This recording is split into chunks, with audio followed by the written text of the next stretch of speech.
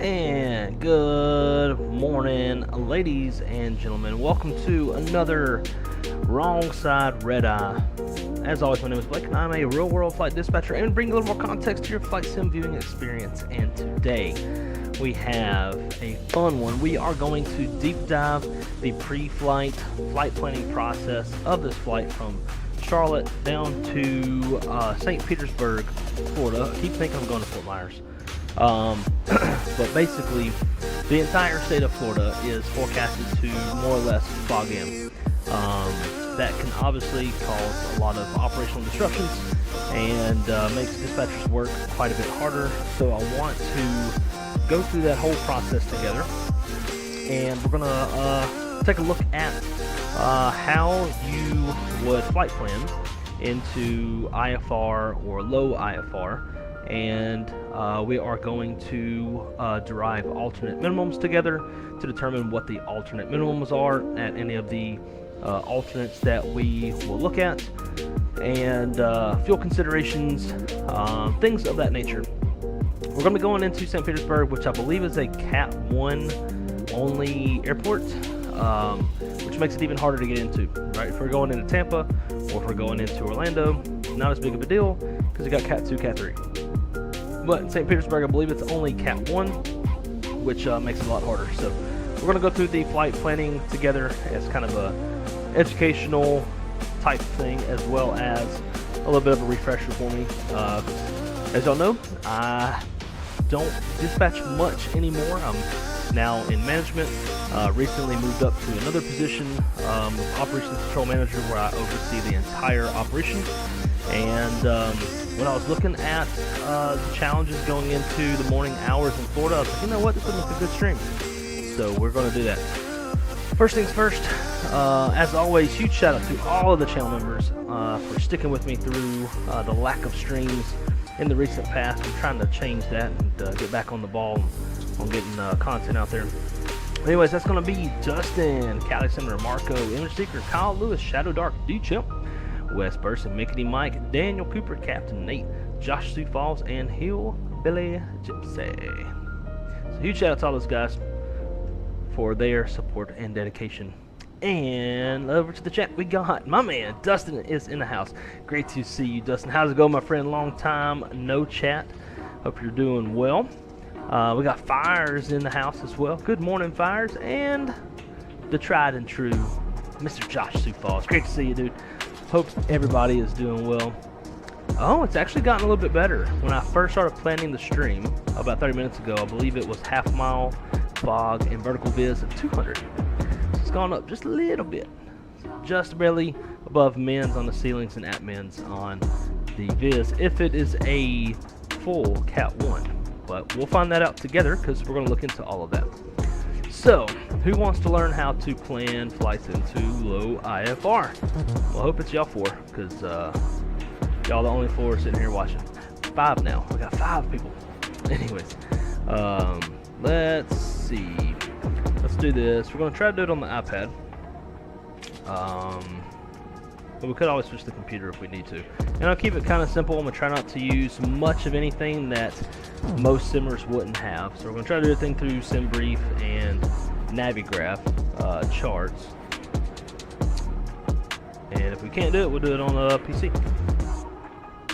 So, let's see. Charts. I want to grab both of these. We'll make this. Oh, this fucking overlay's in the way. Took care of that.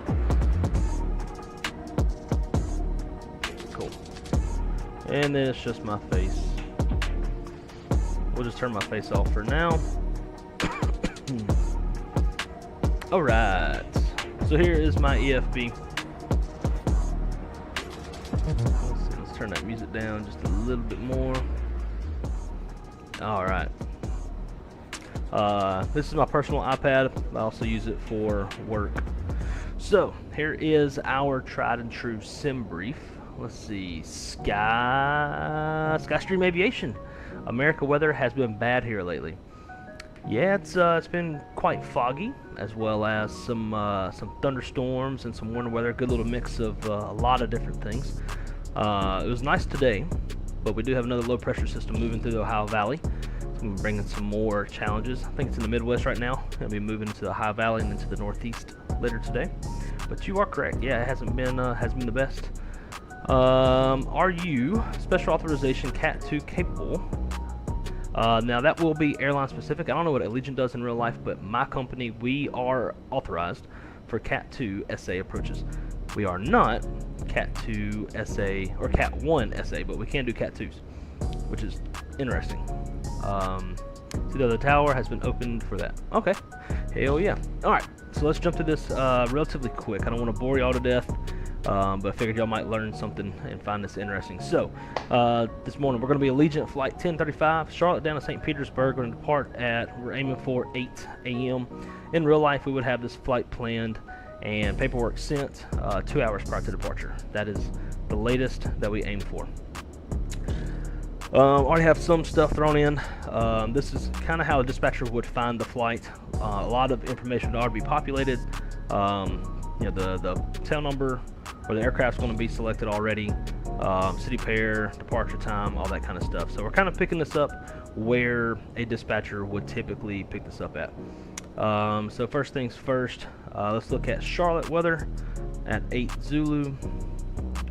And might be a little bit small for you guys, so I'll read it out loud. Let's see, at 8 Zulu, which is the first line of the TAF. Winds are 160 at 4 knots, greater 6 nautical miles, skies clear. So we got good weather, no need for a departure alternate. Now, if our weather was at minimums for Charlotte, we would need a departure alternate and that departure alternate has to remain within 1 hour.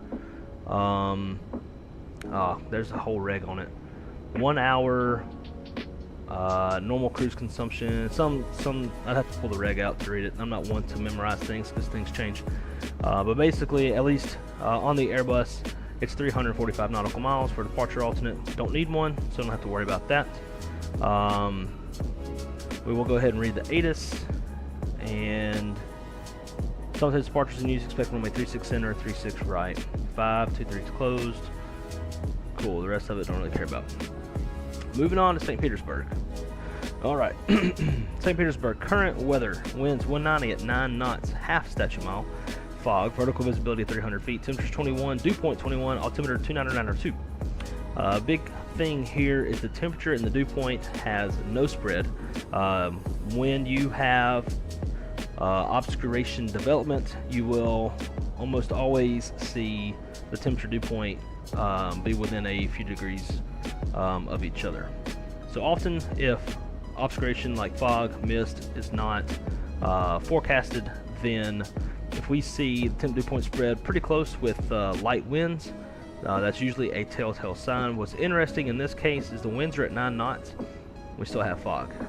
Typically, in most cases, when you got fog, winds are going to be light from like 5 knots or less. But sometimes you will see fog with higher winds. And you'll know that if the winds are higher like that, it's going to be much more prevalent fog. Jet-centric, good morning from the East Coast of the United States. Even if the single RVR is variable, does the low end act as the restriction for commencing an approach? So RVR obviously is in real time. As the aircraft is getting ready to begin their approach and they're talking to tower will give them real-time RVR, and they will compare that to what the minimum is on the approach plate that they're using. And so if they have the RVR that they need, whether it's at or above, they can commence. Now, if they get inside of the final approach fix and that RVR drops below, they can still continue to attempt that approach. If the RVR drops before the final approach fix, then they have to break off the approach. I'm not super familiar with single RVR. Most airports in the US will have 3 RVR reporting positions. That's going to be touchdown, midpoint, and rollout for each runway. But regardless, if you know, if the RVR is reporting, even if it's single, the tower will give that to the crew in real time, and typically it's going to be you know, just before reaching the final approach fix or whenever they make contact with tower. Tower will tell them what the RVR is and make their decision to continue or not. Last week, I believe it was, we had some flights going into San Diego. San Diego had some pretty bad fog, and I listened to Southwest, and a few guys in front of Southwest made the attempt. The RVR was above the minimum. The aircraft in front of them attempted, but did not pick up the runway at minimums and were going around.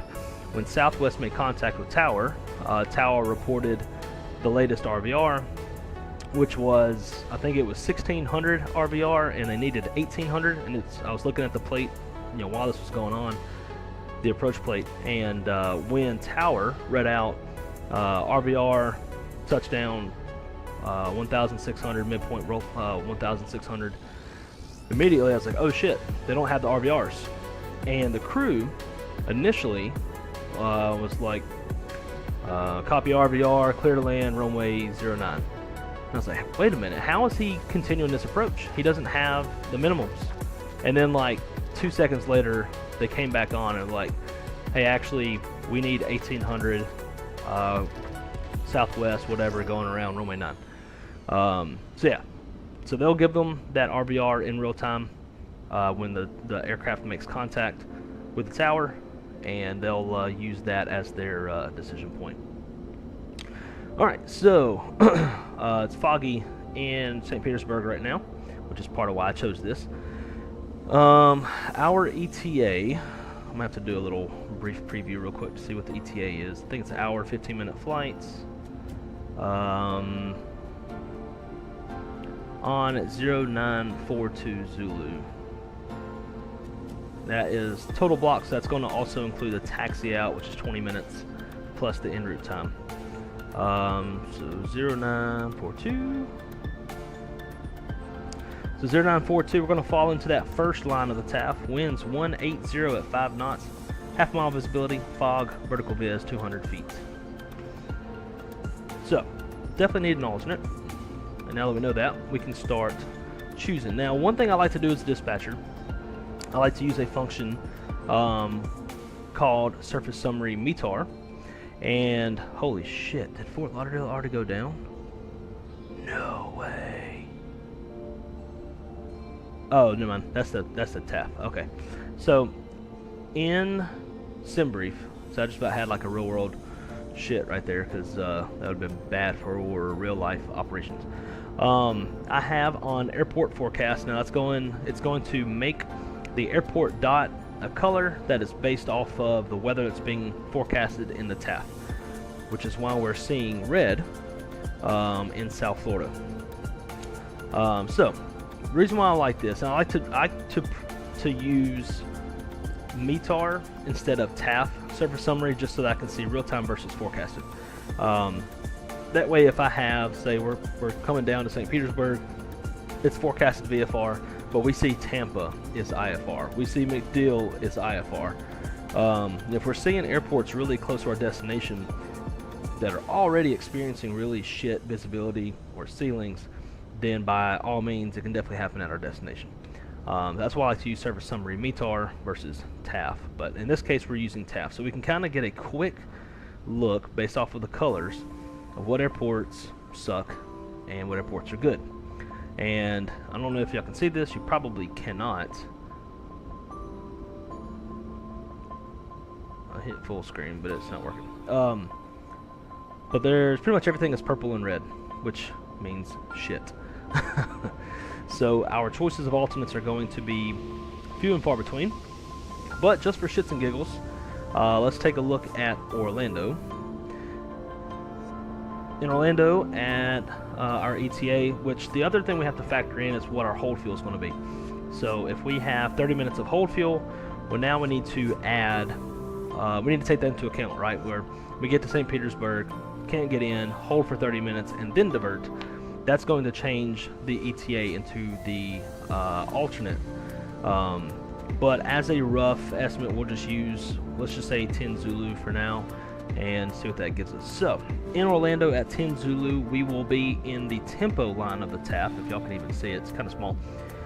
That's from 9 Zulu to 12 Zulu, half mile, fog, overcast 300. Well, I know damn good and well that a quarter mile is not going to meet any criteria for alternate minimums, so we're going to move on. That alternate is by no means legal. All right, let's look at Fort Myers. Fort Myers at 10 Zulu, winds are variable, half mile, fog, vertical viz 200 feet. They're currently sitting at a quarter mile, so also not a legal alternate. We want to try to find something at least with a mile as like a starting ground. So let's go to Lauderdale. Okay, Fort Lauderdale, here we go. So tempo, 9Z to 13Z, 1 statute mile, mist, patchy fog, overcast at 500 feet. All right, that's a good starting point. So now what I need to do is I need to derive alternate minimums for Fort Lauderdale and see what the landing minimums are and make sure that it is within what Lauderdale is calling for. So to do that, we'll need to go to our charts and pull up Fort Lauderdale.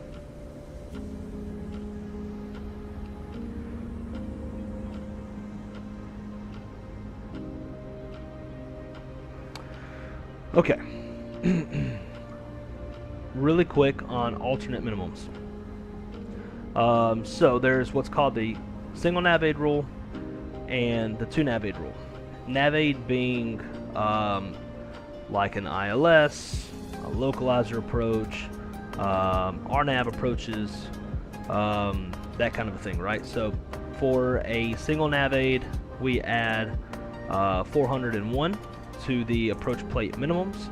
For 2 nav aid, we'll add 200.5 to the minimums of the most restrictive plate, most restrictive approach that we're going to use. And now this is also going to apply to, so you would add the most restrictive visibility, or you would add the, say, half mile to the most restrictive of the 2 approaches on the visibility, and then the same thing for the ceilings.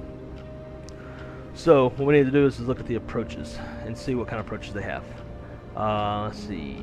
Jet said, thanks. I landed at SBA.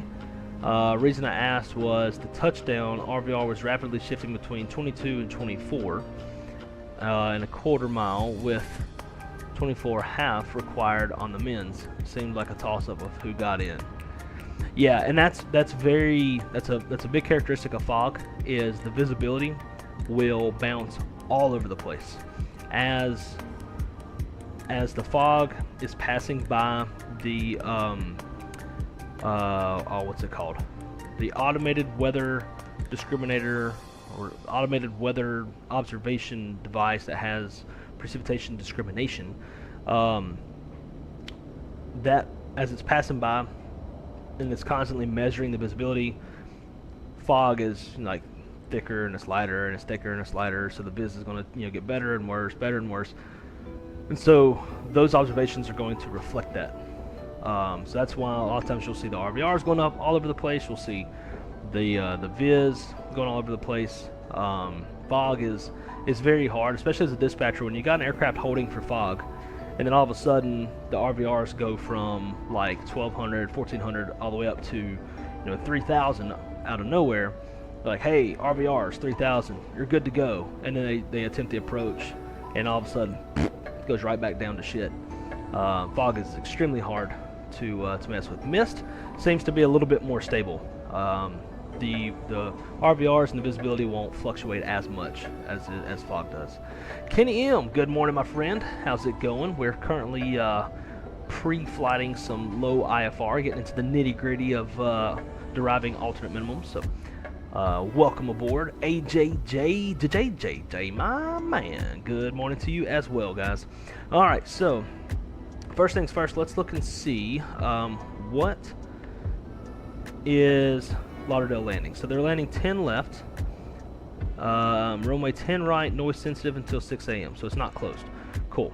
So let's look at Minimums for 10 left. So we got 200.5 on 10 left. And then we've got 250 and 3/4 mile on 10 right. So if we're going to use the 2 nav aid rule, we need to add, what was it again? 200.5 to the most restrictive approach of the two. Well, that's going to be 10 right because the minimums are higher. So we're going to add that. And I'll use this. Get out of here. What is this? To be able to annotate on this chart, it needs to be included. Oh, kiss my asshole. Alright, hang on, guys. Info. Let's do that. Nope. Import from SimBrief. Thank you. Alternate. Thank you. There we go. Charts. Alright, 10 right. It is pinned. Jesus Christ. Okay, so add 200 to the ceilings for the, again, single nav aid. We're adding 400.5. I'm sorry, 401. 2 nav aid, we're going to add 200.5. So 200 to the ceilings, half mile to the viz. We're using a 2 nav aid, so we're going to use 10 left and 10 right. That's assuming that both of them are operational. As a real dispatcher, we need to go check the NOTAMs, make sure everything's operational. In this case, we're going to assume that it is, so we can get this shit going. So that's going to make our visibility 450 and our viz 1 1/4. All right. Well, now we need to make sure that the weather in Lauderdale is at least 1 1/4 and 500. And I don't believe it is. As we just looked at Fort Lauderdale's TAF, when we get there, it's 1 mile, mist, patchy fog, overcast 500. So we got the ceilings, but we don't have the visibility. So for shits and giggles, let's try this. Let's just try a single nav aid, and we'll try it off 10 left since it's the best. We'll clear this stuff out. It's less restrictive than 10 right. So on here, using single nav aid, we need to add 400, so that's going to make 600 and 1 mile. Oh, add a mile, so that's going to be 1.5 miles. See, I'm a little rusty on this stuff. I don't dispatch much anymore. All right, so 600, 1.5 miles, that's above what the weather's going to be when we get there. So with that said, we could look at 2.8 left, which I don't think's any better. 200 3/4, nope. 250 3/4, nope. So Fort Lauderdale is an illegal alternate. We cannot use it for this flight. So now let's check out Miami.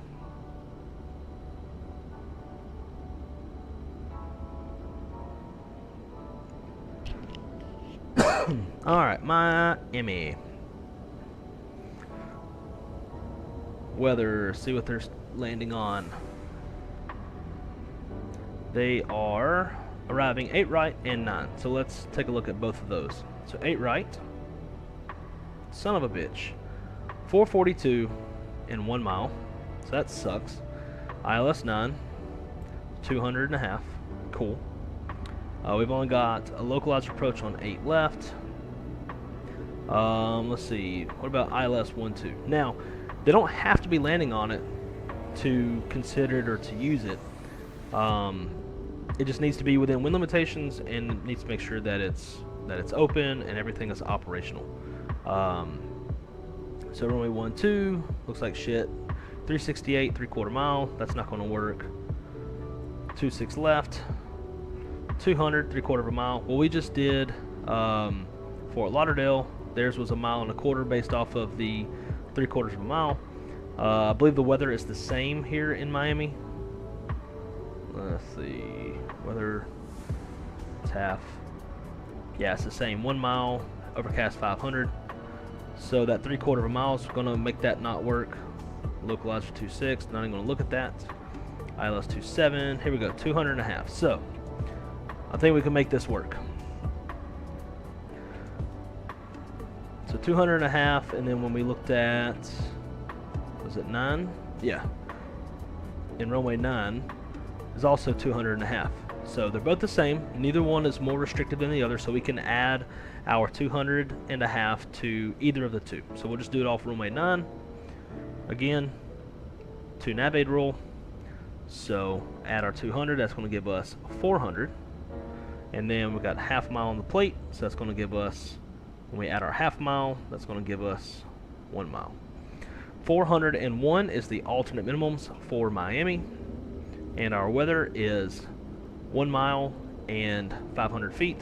So this is a legal alternate. Is it smart? Probably not. And by smart, I mean the weather could drop, you know, to 3/4 of a mile, or the ceilings could drop down to, you know, 300 feet, and now all of a sudden you're en route, can't use it, got to find something else. Could create more work for yourself down the road. So anyway, so now we'll use Miami. If we wanted to, like, just really find something way better, more than likely we're going to have to look outside the state of Florida. We would have to go up north, and more than likely we would be looking at Tallahassee's shit, so either Pensacola or Atlanta, as far as, like, you know, try to find bigger airports. Most of the time an airline or a dispatcher is going to find airports that are airports that they regularly serve, because they're going to have ground personnel there to assist. They're going to have contacts to send the paperwork to, and, you know, to call and let them know the diversion's coming, you know, stuff like that. So it's always best to use an online airport versus an offline. If you ever have to, you can obviously use an offline, that kind of thing. So let's say Miami. It's going to be our alternate. Got that. Cool. Now we just need to work out the fuel. How much fuel? St. Petersburg. Let's take a look at the plates real quick, and we're just about done with this. I'll need to delete that. Get out of here. Add alternate. KMIA. Gracias. Alright, so St. Petersburg. Let's look at these charts and see what they got. So we've got ILS runway 18. That has 200.5 on its minimums. Again, the weather is forecasted at half mile, fog, vertical viz of 200 feet. So the weather is forecasted at minimums for this approach. Now, fortunately, and to what Dustin pointed out, we do have ILS runway 18 special authorization Cat 2 approach. So this SA approach, your operator has to be approved for it. It has to be in your operation specifications. We're going to say that it is. I don't know if Legion is approved for these or not. Spirit is, but I don't know about Legion. So with that, that gets us down to 100-foot ceilings and RVR 1200. Again, down here it says requires specific OpSpec, MSpec, or LOA, letter of approval. Or no, letter of authorization approval. I was about to say that wouldn't make any sense. Letter of approval. Alright, so now what we'll do is we'll go down there, we'll shoot the approach for the standard ILS runway 18. If that doesn't work, then we'll set up for the ILS runway 18 special authorization Cat 2. And then if we still don't get in, we can hold, and if we don't get in, then we'll divert to Miami.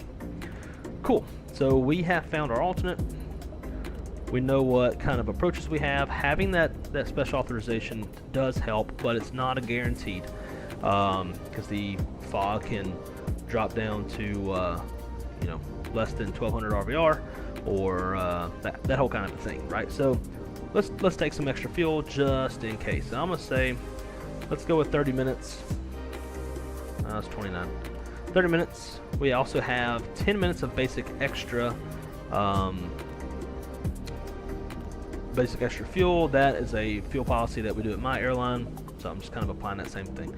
Other than that, we're pretty good. We can take a look at our alternate routing and make sure we like it, make sure it's something realistic. That is a very realistic route. Go down to Miami. Let's change this to runway 9 because that is what we planned off of. Cool. And then I'm gonna put it at 190. Sweet. Alright. Let's generate it. Check it out. If it's good, we're going to be moving on to the flight. Dang, sorry I'm late for class. Not a problem, my friend. Not a problem. Magyezi, good morning. It's been quite a minute since I've seen your name in the chat. Hope you're doing really well. Great to see you as always.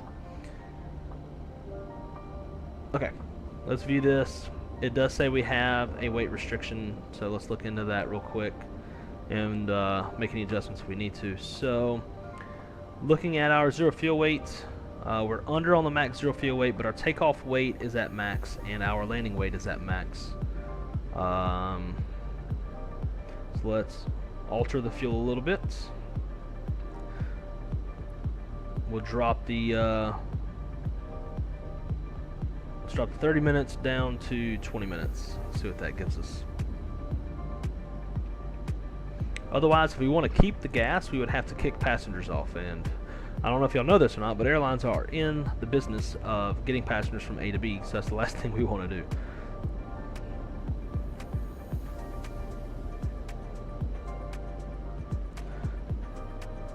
Alright, so we are good on the weights now.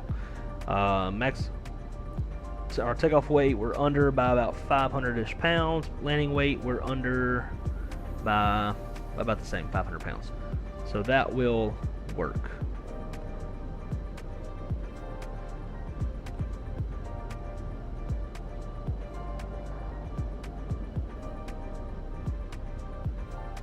Cool. Now, let's go fly and see what happens. Maybe we'll get in on the first try. Maybe we won't. That would be hell of a merger, Spirit and Allegiant. Ugh, no thanks. Sure would be nice to see them yellow bananas flying in and out of Sioux Falls. Yeah, I mean, I don't know a whole lot about them, but I think I prefer, I don't know, just have Delta bias. Let's get it. Let's just do it that way. Delta flies to Sioux Falls. That'll work. I'm really doing so well in Iraq. Oh wow, what you doing up there? All right.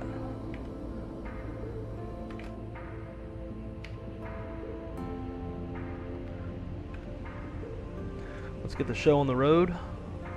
I won't spend too much time boring y'all. We'll just roll through all the pre-flight process pretty quick and get out of here.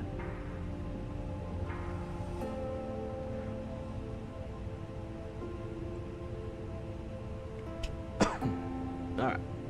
Up to the overhead. Cruise supply, ground control, CVR test. Get that down to Captain, Aider 1, 2, and 3. Nav and logo, no smoking, on emergency lights. Get a little bit of AC. I don't think it's super cold in Charlotte. Fuel pumps can stay off. APU fire test. Engine 1. Engine dose. Looks good. Flight director. Got to cycle these because the lights aren't coming up on my wind wing. There we go.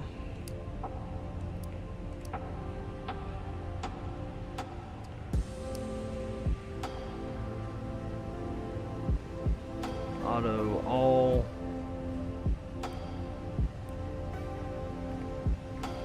Looks good.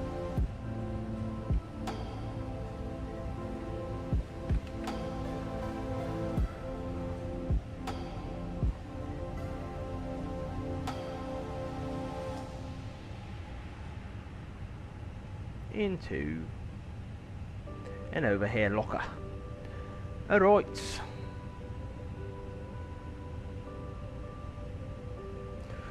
Let's program this up. ATSU, AOC menu, flight inits, initialize data request. While that's spurring up, let's go to IRS monitor. We are showing 6 minutes until aligned. GPS monitor, looking at our airport reference point. And that's going to be here. So 3512.8, looking at 3513.4, that's good. And west 08056.9, and that looks good too. Alright, AC status 26 December to 22 January, that is up to date. Sweet.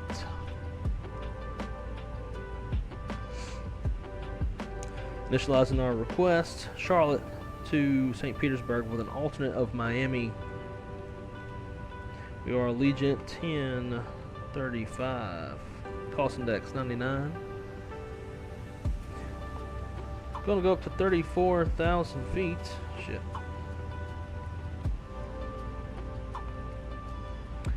And up there, temperature's minus 50. Ground temperature is 8, so yeah, we might need to cut on the heat. Tropopause 45,500 or 45,000 feet. I almost said 500. Alright, Charlotte, departure. We're gonna go off of 36 center.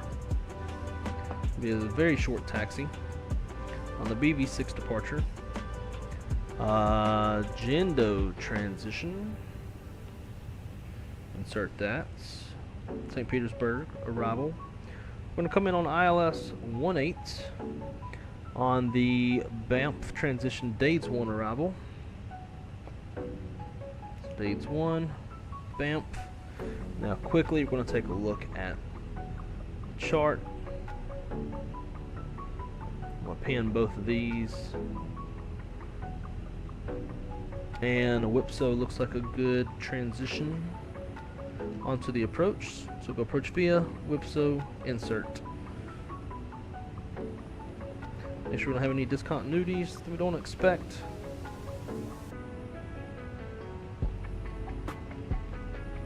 So that looks good. Alright, engine fail.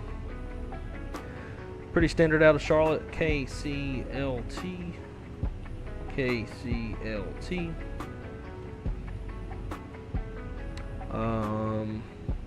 AAY 1035, cost index 99. Now we're basically just redoing what we've already done.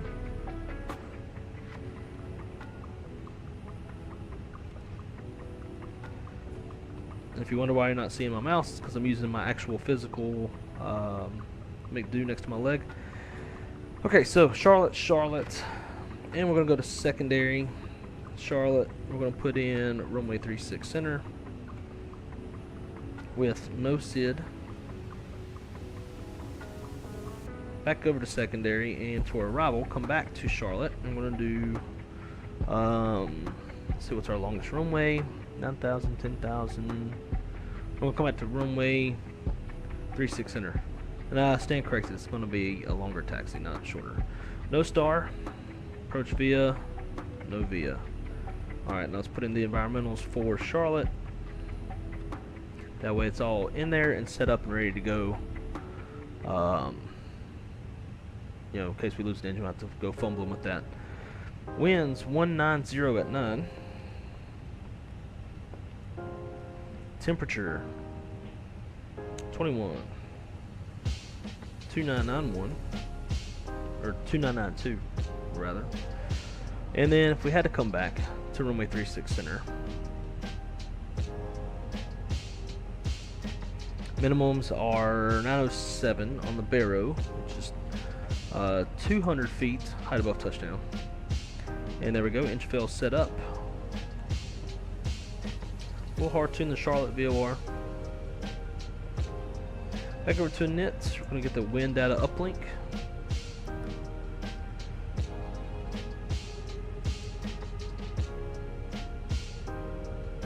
Got that. Back over to NIT B. And our planned zero fuel weight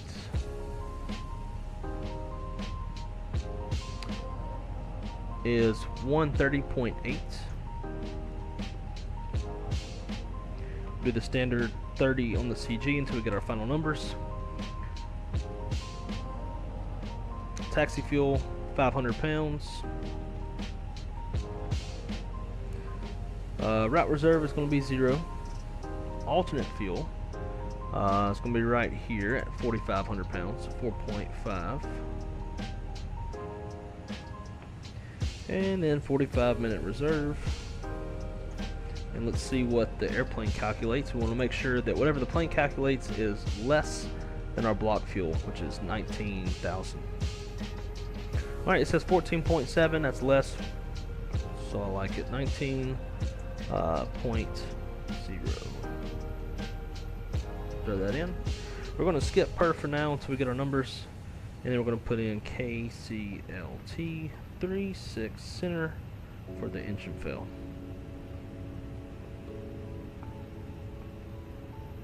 Alright, looking good, looking good. Back over to our SID and see what our top altitude is. Out of Charlotte, 36 center, climb on heading 003 to 1260, then on heading 330, assign by ATC up to 8,000 feet. 8,000 is set. Constraints are on. Looking good, looking good. Done with that for now. And let's see, do we have our fuel? We do have our fuel. Seatbelt sign, come on. Fuel pumps, come on. And let's get a little bit of heat going in the airplanes. It's kind of chilly outside. I'm gonna do less heat in the back because the back of the airplane gets a little bit warmer with all the body heat that accumulates back there.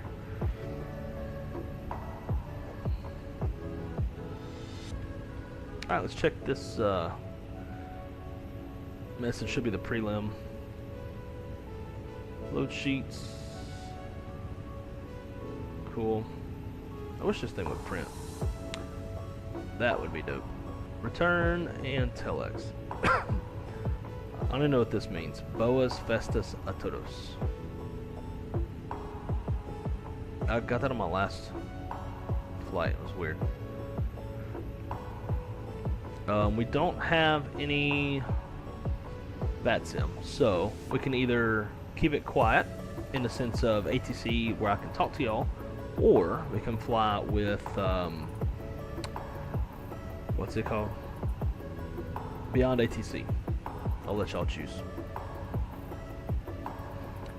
In Iraq teaching English. That's awesome. We're remaining few hours to enter a new year, so Happy New Year, everyone. Absolutely. Happy New Year's to you, and that is awesome that you travel abroad to teach English. That is an awesome thing.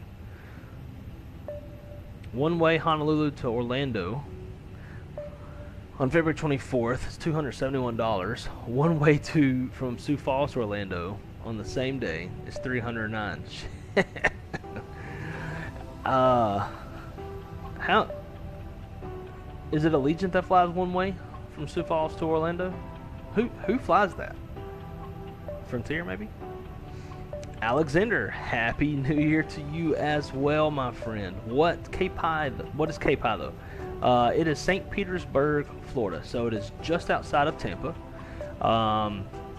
It is also a vertical sim scenery, so you know it's good, and it's compatible with 2024. So that is why we're going down there. Oh, and it's foggy as hell. Steve, all right, that is one vote, and that's the only vote I've seen so far, so we'll do it. Let's see. What folder do I have it in? Looks like this one.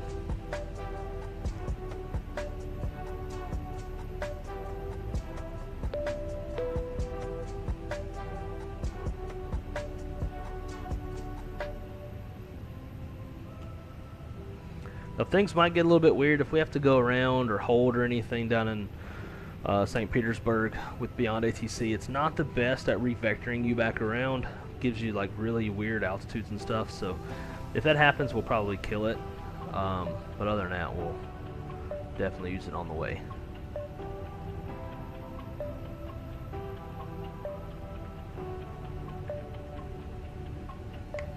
Alright, done boarding finally. Retard. What the hell? Granny's pimple. That's probably more like an abscess, but thank you so much for the subscription, my friend. Welcome to the Wrong Side community. Very happy to have you with your awfully gross name, but not judging. That's funny. Alright, let's see. Final load sheet. We'll just get our CG off of here. So, coming down, max 0 fuel weight 30.8. Help if I put the slash.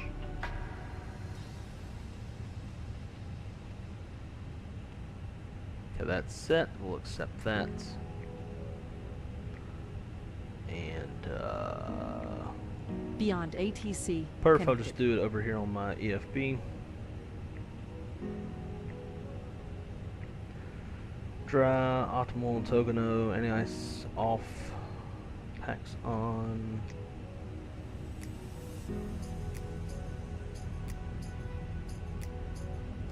Then we got a new METAR 2987. Calculate. Send to make do. I see it down there. Looks good.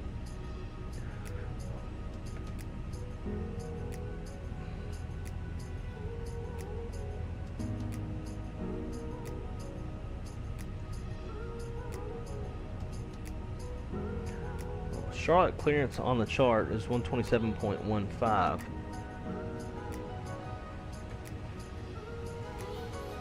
That's one.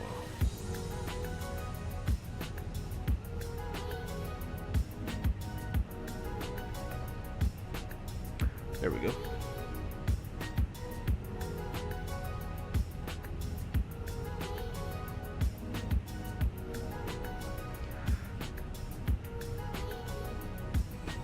Ooh, gotta get rid of that.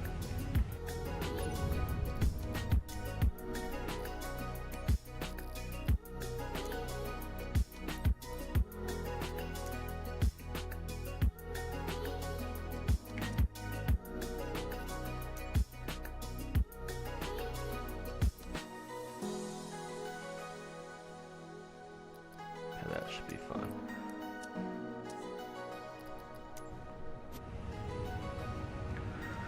Charlotte clearance, Allegiant 1035 requesting IFR to St. Petersburg. Allegiant 1035, Charlotte clearance cleared to St. Petersburg, Clearwater Airport, BB6 departure, Gendo transition, then is filed. Maintain 5,000 feet, departure frequency 124.0, squawk 260 tree. Clear to St. Petersburg via the BB6 departure, Gendo transition, then is filed. Climb 5,000. Departure frequency is 124.0, squawk 2603, Allegiant 1035. Allegiant 1035, read back correct, contact ground 121.8 when ready for pushback or engine start. Contact ground on 121.8, ready pushback, engine start for Allegiant 1035.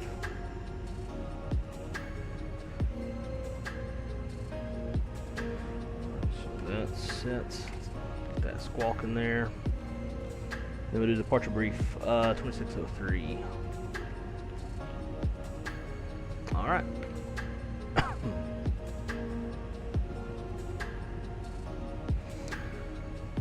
Alright, departure brief. It's going to be a right seat takeoff. Aircraft type is a 320 for tail strike avoidance. We have no MELs and no CDLs. It's going to be a single engine taxi down to runway 36 center. Anticipating probably Echo 14, Echo Uniform 36 center. No runways, no hot spots to cross. Actually, we do have one hot spot 2. I don't feel like reading it, so we'll use extreme caution there. Weather is not a factor. Terrain is not a factor. Standard abort procedures. Anything below 80 knots, be my decision to reject. Complete stop, set the parking brake, call flights to the stations, analyze situation. Call for any ECAM actions, emergency evacuation checklist as required. Above 80 knots, we're only aboard for engine fire, engine fail, low level wind shear, anything that makes us feel like the aircraft is unsafe for takeoff. At V1, for popping engine, we're going to go flying. Engine fail procedures, fly runway heading. Engine out, acceleration, climb altitude is 2190. When we get up there, we'll speed up, clean up, and then come back runway 36 left. If we do need to come back, we will be, or correction, 36 right. If we do need to come back, no, what did I say? I said 36 center. Yeah, if we come back to 36 center, and it will be an overweight landing. If all goes as planned, we're going to fly the BB6 up to 5,000 feet. And we're squawking 2603. Alright, cockpit preparation, maintenance log and tail. Onboard checked, gear pins, covers removed, seatbelt signs on. ADAIRs are in nav. I'm going to double check that on the do. I got 3 greens, perfect. Fuel, we need 19,000. We got 19 on board. Altimeters 2987, and DFB is checked. Probably gonna have some pink people back there, so I'm just not gonna look back there because I have not rerun my my GSX update. Alright, before start checklist, windows, doors, and slides, closed and armed, beacons on, thrust levers idle, park and brake is on, transponder is in auto, before start is complete.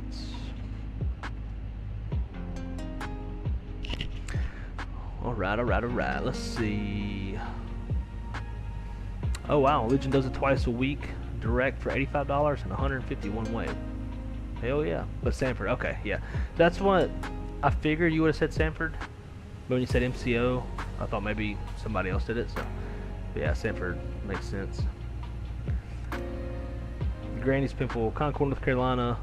Yeah, I know. I saw that whenever I was prepping. Yeah, there's no scenery for Concord, and I don't like ugly streams, so I was like, fuck it. We're gonna be not super duper uber bloober realistic. And we'll do, you know, Charlotte International.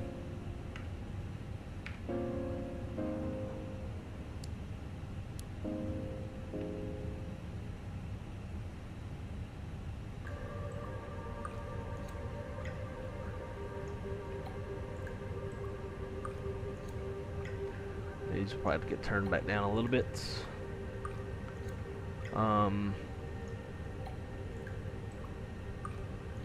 Just want to make sure. When Beyond ATC was talking, y'all heard it talking, correct? Make sure I need to change anything in my audio properties.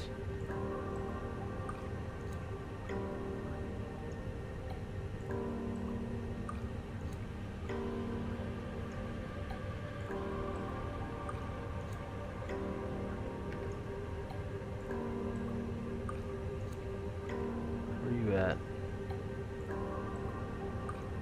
1.25. Why is this not showing me?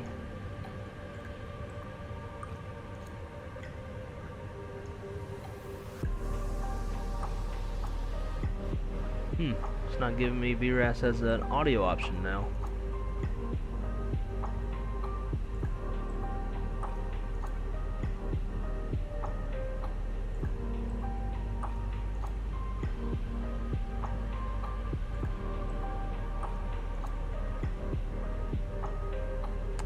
Well, that sucks. Instead, I think we do have... Yeah. Cool. So if we go to... For those of y'all who love VRAS, we'll do Foreflight.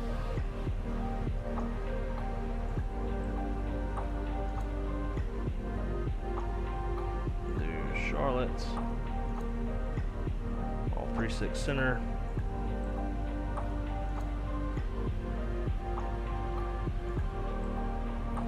On the BB6, Gendo transition, team,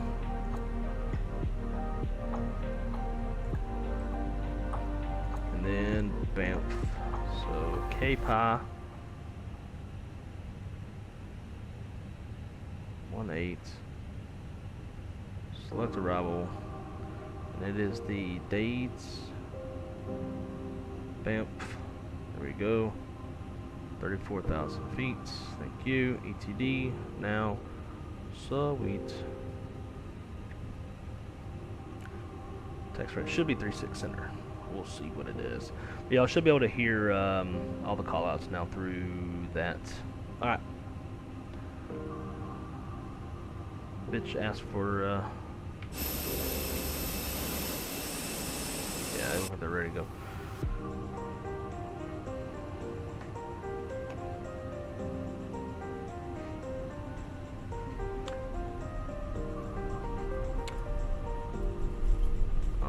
Allegiant 1035, pushback not cleared. Immediately stop your pushback. Possible pilot deviation. Allegiant 1035, I have a number for you to call. Advise, ready to copy. I didn't even move. Pendeja. Let's go. Then he pushed back. Give me that window again.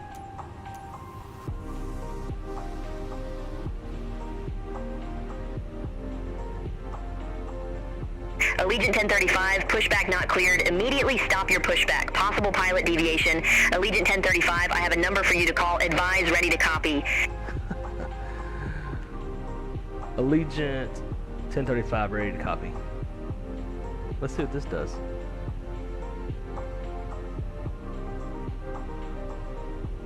Allegiant 1035, gate 25, request pushback and engine start. Allegiant 1035, Charlotte ground, pushback and engine start approved. Face west. Pushback and start approved, face west. Allegiant 1035.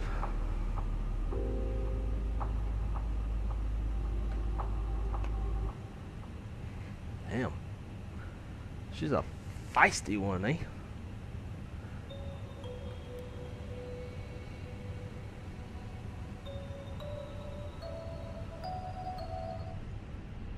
Alright, let's roll one.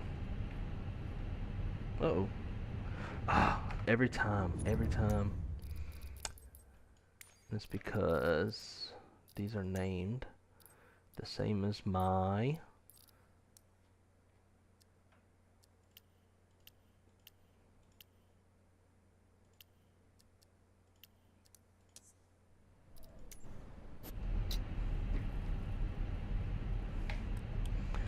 same as my 737 throttle.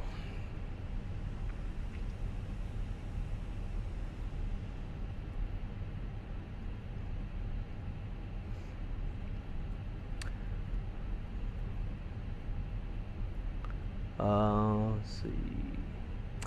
Ugly, see that ugly white van parked here 1 o'clock? Yeah. Here, 100 by 100.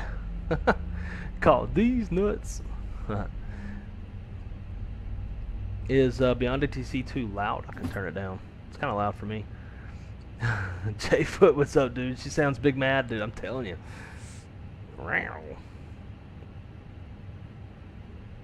Beyond ATC is dead to you? Well, so what had happened was I hadn't told it what direction to push, and I released the brakes. And I could hear the wheels, like the ground roll sound. So it's almost like the sim was pushing, even though GSX wouldn't let it happen. And Beyond ATC read that and thought that I had. Brake stick off, headset looking for the pin on the left side. We'll see y'all the next time. All right, we got a good start on one.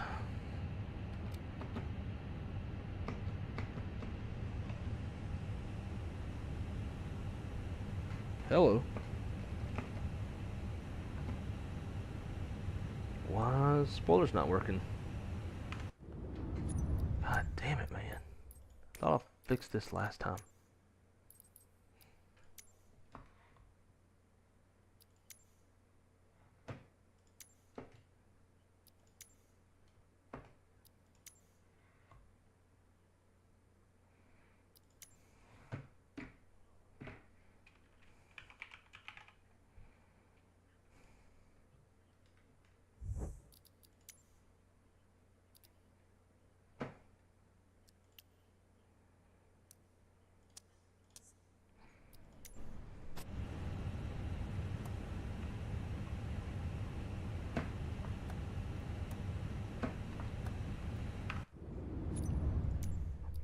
Dude, this shit gets so fucking old. Every time you fly a new airplane, you gotta come down here and fuck with this shit.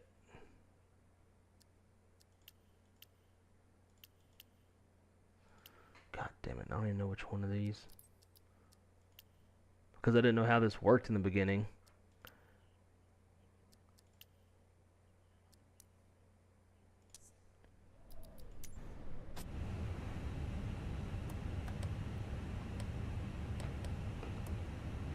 Alright.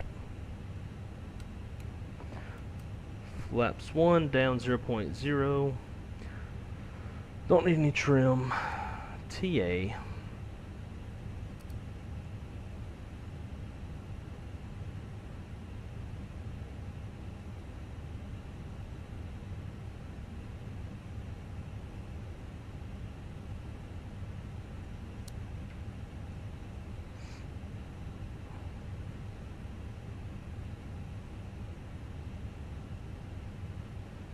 Alright, after start checklist, anti-ice is off, yellow trump is on, rotor trim is 0, after start checklist is complete.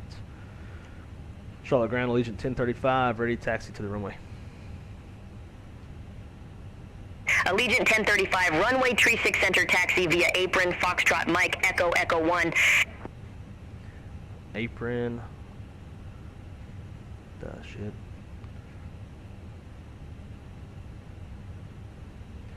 Apron, Foxtrot, Mike, Echo, Echo 1 for Allegiant 1035. So, Foxtrot. Negative, clarify departure runway 36 center and taxi via apron, Foxtrot, Mike, Echo, Echo 1. Yes, you bitch. Taxi runway 36 center via apron, Foxtrot, Mike, Echo, Echo 1 for Allegiant 1035. Foxtrot, I don't see Mike on here. Negative, clarify departure runway 36 center and taxi via apron, Foxtrot, Mike, Echo, Echo 1.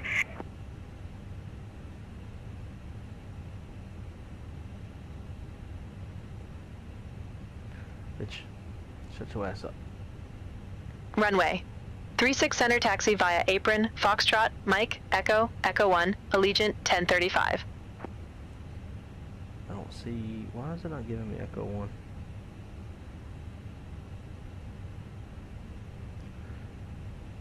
Echo 13, 14, 15, 16, 17. Echo 5, 4, 3, but then no 2. But no Echo 1. Okay. Whatever. Here we go. Brakes least.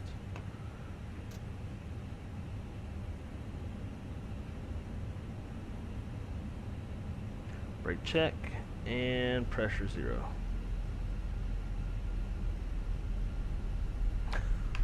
Oh my god.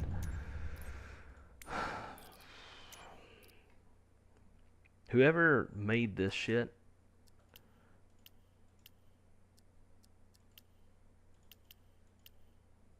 at Microsoft or Sobo needs to ass whoop.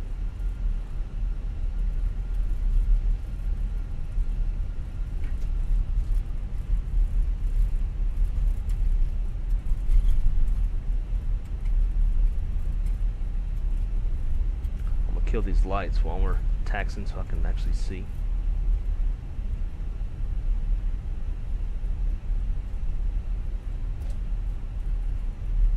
I'll turn that one on.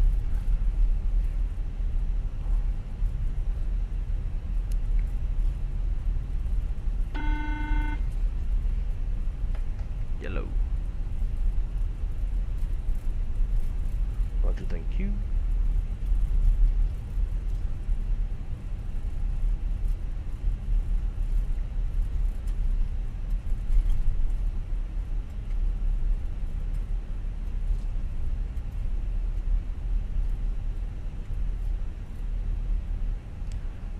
Just like a VATSIM event. Pretty much. Pretty much. That's funny. AI doesn't even listen. Well, it's probably my accent.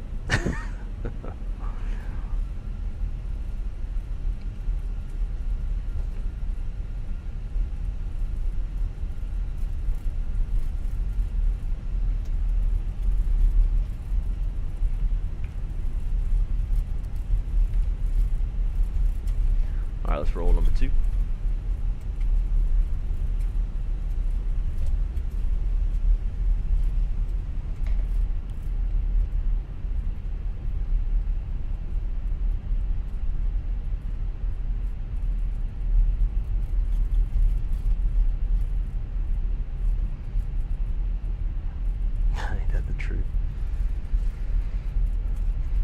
I am curious to see the new update they're coming out with in the beta, where like you can ask it questions about the flight.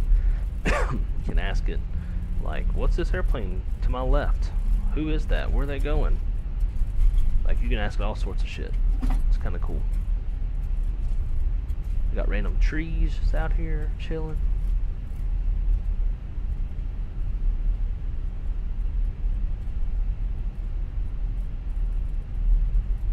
Alright, good start.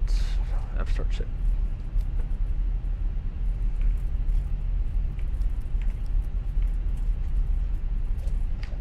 Alright, start checklist. Any ice off. Electric pumps off. Road trim 0. App start checklist is complete. Mini brief. Alright, going to be departing off runway. Well, actually, to that in a minute. Gross space 149.6. Flaps config 1 plus F. Fuel 18.9. V1's 138. V2's 141. Initial climb up to 5,000 feet. Departing off 36 center. On the BV6, first fix is U-gang. Flight controls check. Full up. Full down. Neutral. Full left. Full right. Approaching runway 05. Neutral. Entered runway 05. 7,000 feet remaining. Rudder. Full left. Full right. Neutral.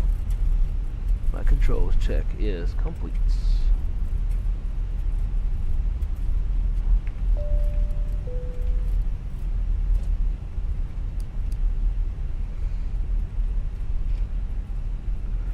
Alright, taxi checklist. Gross weight comparisons complete. Pitch trim is at 28.0%. CG set. V1 VRP2 flex 38, 38, 41 flex 57. Flaps config 1 plus F. ECAM takeoff all green. ECAM status is checked. Predicted wind shear is on auto. TCAS code set TRA. Cabin crews advised. And mini brief is complete. Taxi checklist is complete. Not worried about this.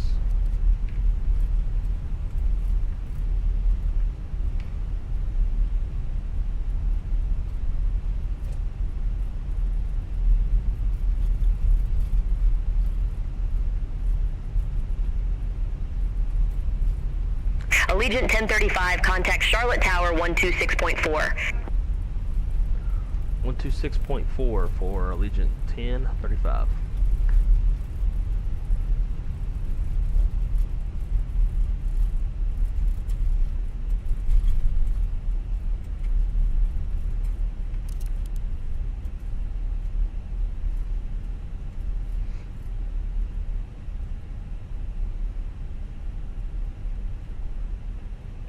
Hold short here.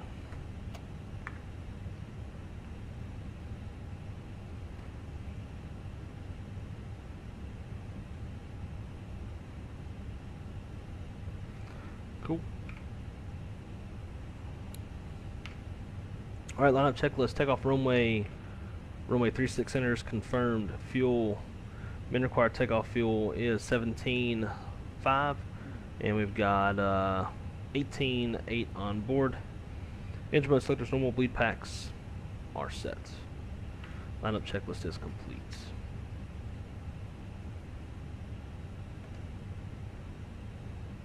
Let's see, 126.4.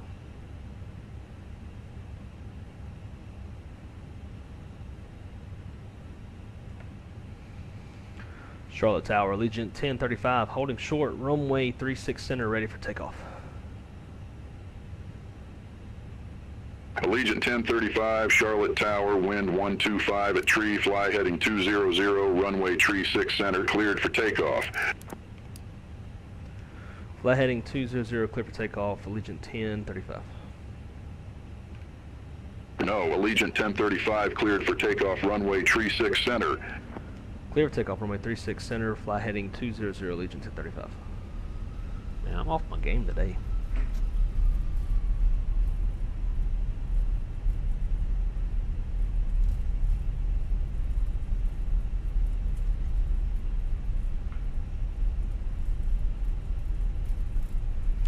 Greg, what's going on, man? Good morning to you. Captain Zimp, welcome aboard, my friend. Alright, let's head to Florida and fly into some fog. Here we go.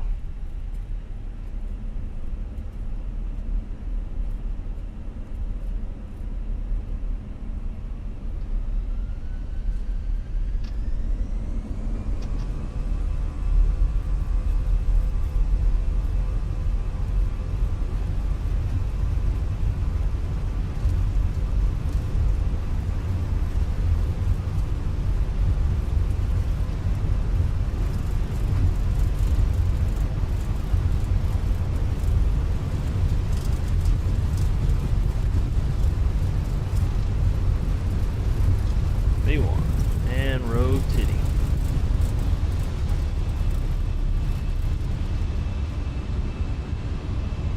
Positive rate.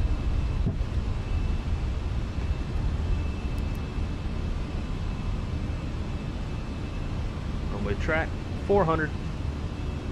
Heading selects.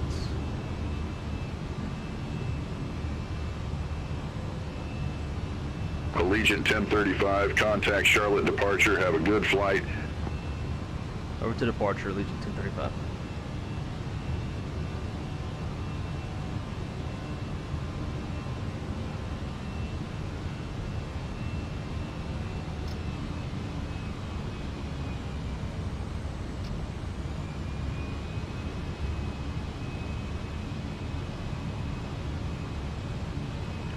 Just climb, open climb.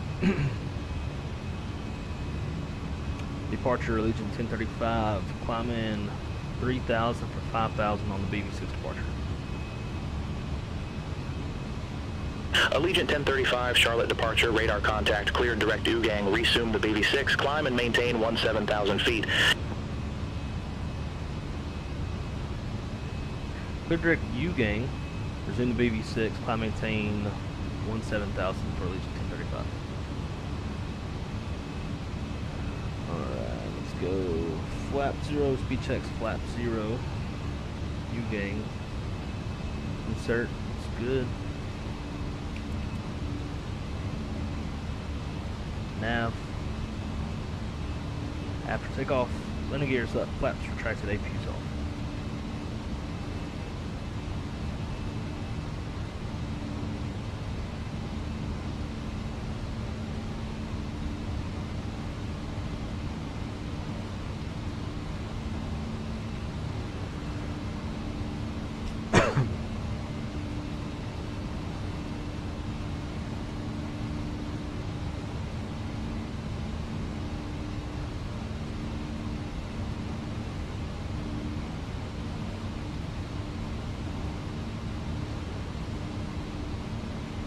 Alright, 17 is blue, 17 blue on that side. We are looking good. And exactly what Maggetti said. Please smash that like button. It'd be greatly, greatly appreciated. Even though I'm kind of a shitty simmer this morning. Missing runways and call signs and whatever the hell I missed. In my defense, I did work for 11 hours, and although today was a relatively smooth day in the operation,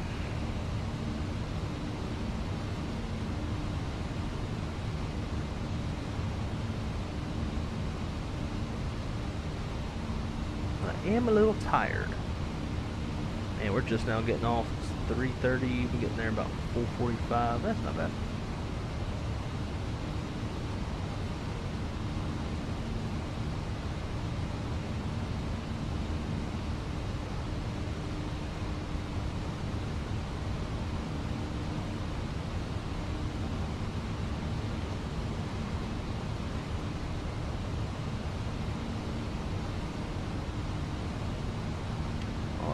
There is 10,000.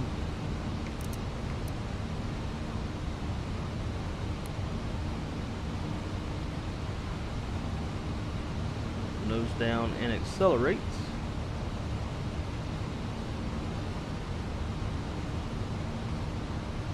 Then we'll go autopilot on and let's take a look at the weather. Down in St. Petersburg, as well as our alternate. We'll go to weather. Weather request.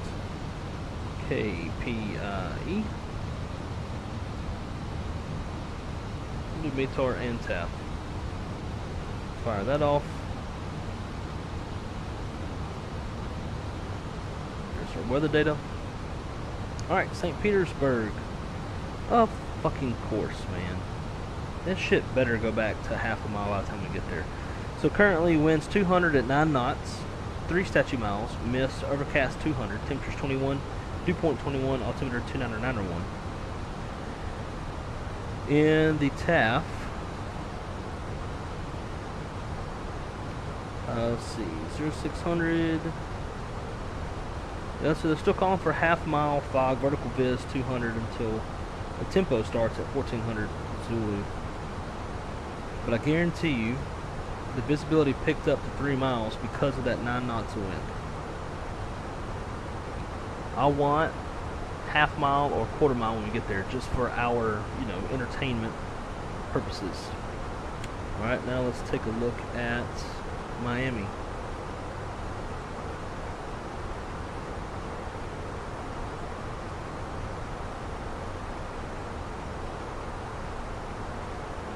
Also, just for my real-world operation, I want to look at Fort Myers METAR, see what they're sitting at.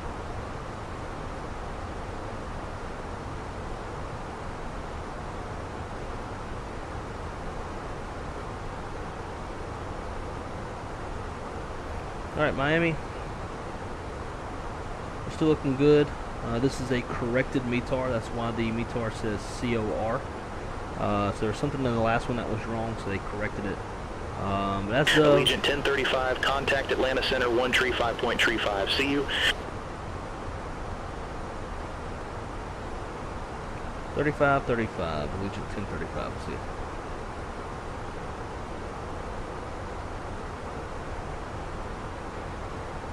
Atlanta Center, Jacksonville Center, Allegiant 1035, command 15000 for 17000 on the BB6 departure. Allegiant 1035, say altitude. I did. 15000 for 17000. Allegiant 1035, say altitude. 15,000 feet, climbing to 17,000 feet. Allegiant 1035, Atlanta Center, climb and maintain flight level 340. I maintain flight level 340, Allegiant 1035. 34 blue, 34 blue. Cool, alright.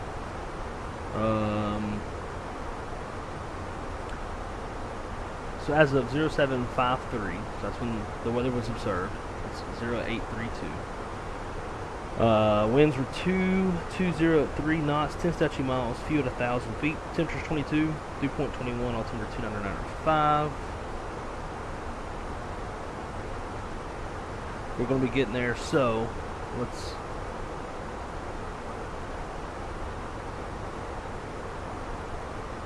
look at our OFP. So our estimated on time is 0942 Zulu. I'm not sure how late we pushed, but 0942 plus 20 minutes plus another 10 minutes, so 30 minutes. That's going to be Climbing through transition altitude. thank you, standard and standard. 942, 52, 02, 12. So we'd be getting into Miami. Well, that's when we would divert, plus another 50 minutes to get to Miami. So 10, 12, 10, 22, 10, 32, 42, 52, 1102. So we'll say 11:15. Make it easy. So there's a tempo in Miami's TAF from 0900 to 1300. So that's the time we'd get there. 1 statute mile missed. BCFG, that stands for patchy fog. We call it becoming fog, but it's patchy fog. Overcast 500. So Same forecast. We're still legal with our alternate as of now. We're going to keep an eye on their current, like on their METARs as they come out. I'm getting a load sheet.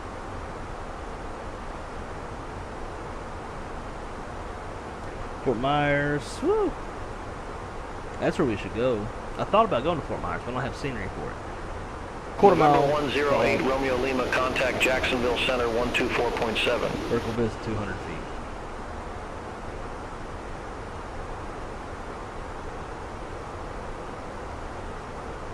Alright, so let's go through our first round of setting up the airplane for arrival. We're going to do K high, 1-8. We'll do a 5-mile range ring. Allegiant 1035, contact Jacksonville Center 124.7. Have a good evening. 24/7 for Allegiant 1035. Have a good evening. Jacksonville Center, Allegiant 1035 is at flight level 220, climbing flight level 340. Allegiant 1035, Jacksonville Center. Okay. Let's see. With the opposite runway heading of 18. So it's going to be 356. That will draw my extended center line. Rad nav, we're going to clear out Charlotte. Leave this as is for now. When we get closer, we'll hard tune pi VOR. We'll change this to what we're expecting to land on. Currently 392 miles out.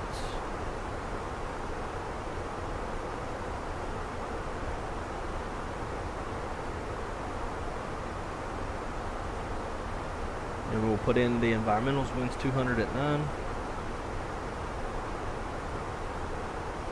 Temperature 21. QNH 2991.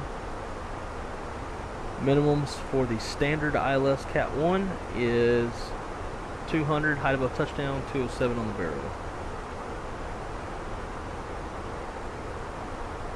So if barrow is 207 and height above touchdown is 200, you do the difference in that math, which is 7 feet, which tells me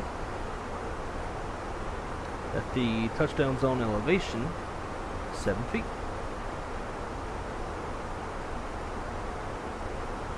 So decision altitude is 207, decision height, so altitude is MSL, height is AGL, and there's a 7 foot difference. And that's how you know airport elevation, or touchdown zone elevation rather. Alright, cool, that's done.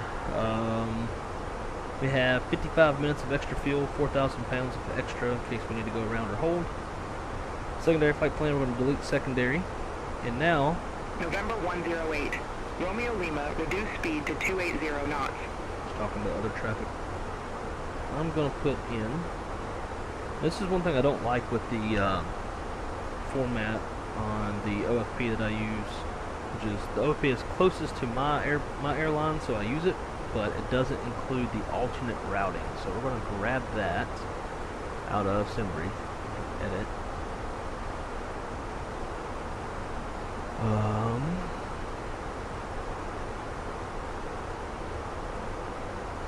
Where's the alternate? Okay.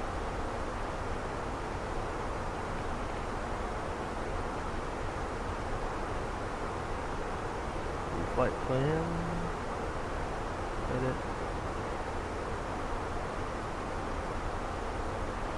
then Miami. Alright, so we'll do KPI, KMIA,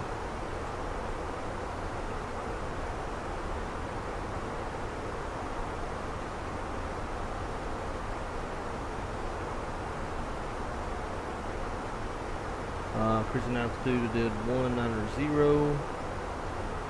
Temperature up there.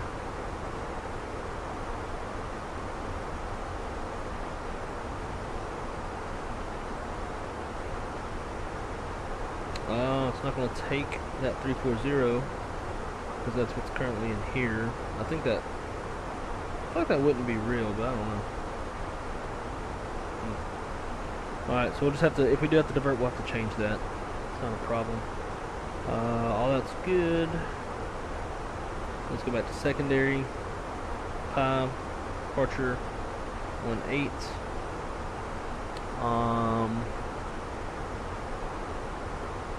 Sabi Frogs 4. So we're going to do no SID. Secondary, Miami, arrival, ILS 9. Frogs 4.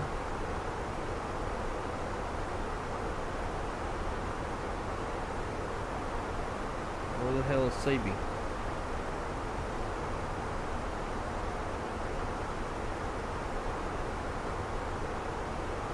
Approach via. Lead leg. Secondary. Let's see if. Well, it's just frogs.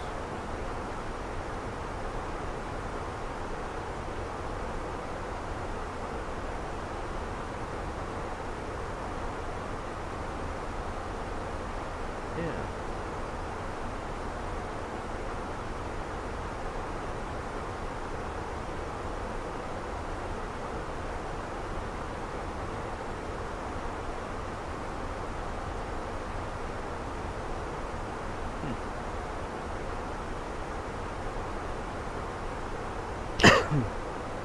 Let's pull it up on our charts.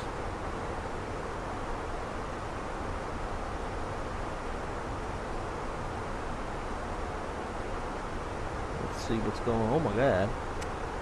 Allegiant 1035, contact Jacksonville Center, 1 tree 2.5, have a good one. 132.5 for Allegiant 1035.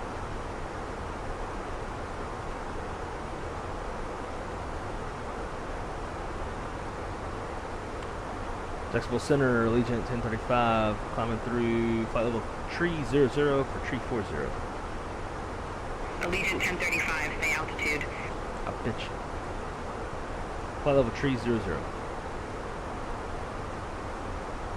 Allegiant 1035, Jacksonville Center, copy.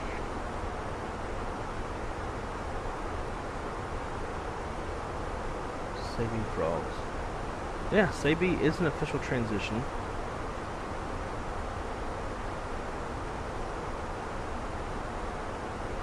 .250, but it's not populating in the McDo.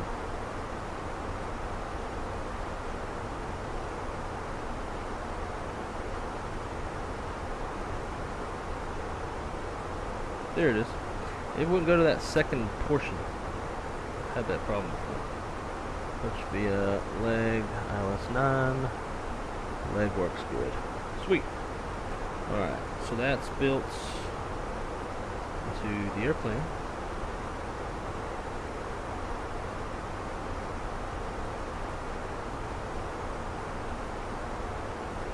We're going to do the same thing here. So ILS 9, 208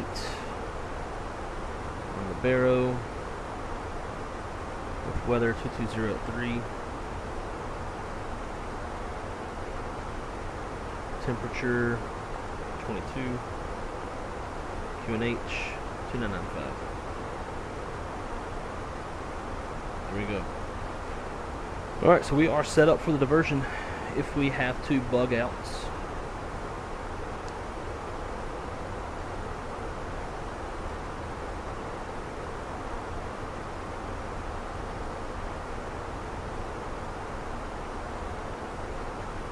Alright.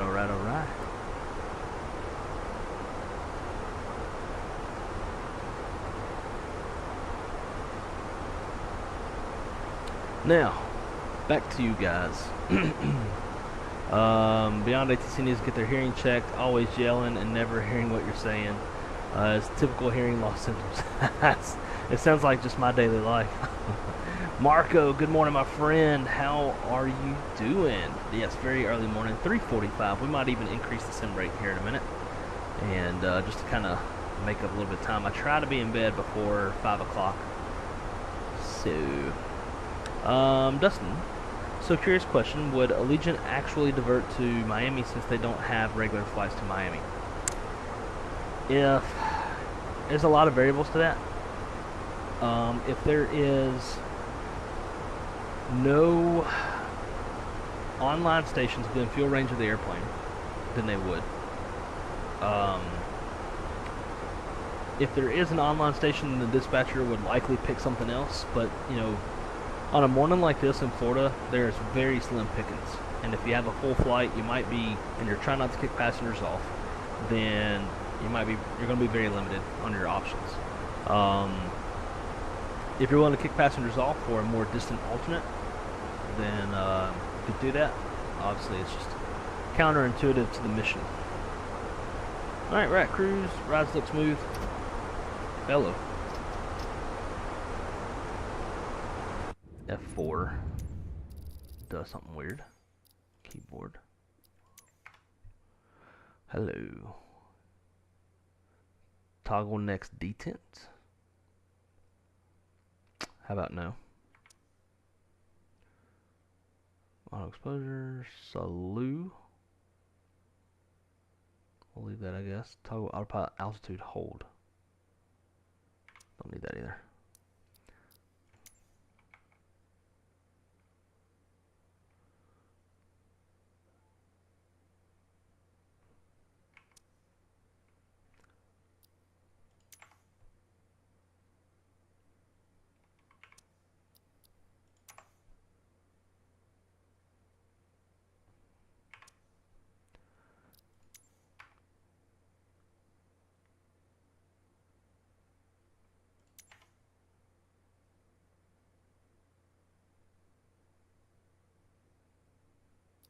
This is all propeller stuff. Okay, I think we're okay for now.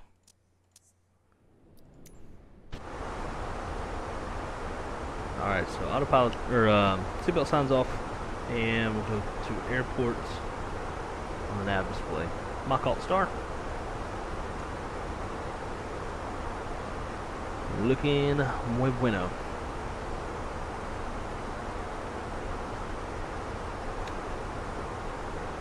Let's see what's going on in the state of Florida.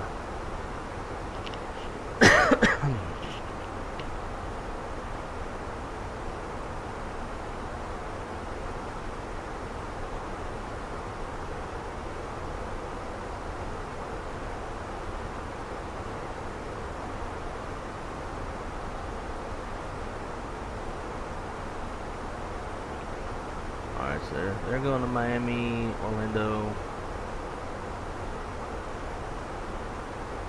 So we'll keep an eye on Orlando.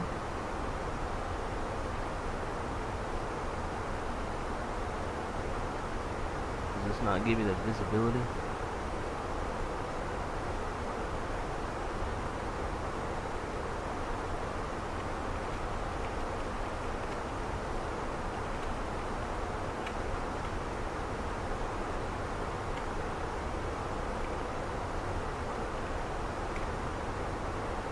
Alright, Tampa's half mile, drizzle, fog, vertical visit 200, Orlando's 3/4 mile, mist, overcast 400.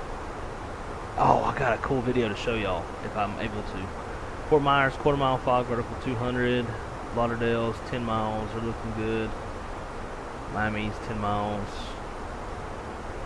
Sanford, they just got ceilings, but they're forecasted half mile. Damn, they're forecasted down to 1/4 mile. Holy shit, man. Of course this would fucking happen. 10 statute miles when we're on the way there. It's bullshit. Half mile is forecasted.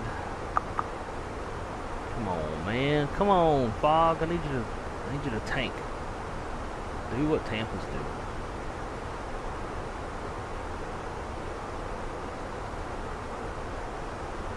Let's say Fort Myers was 1/4 mile. There's probably nobody inbound to Fort Myers right now.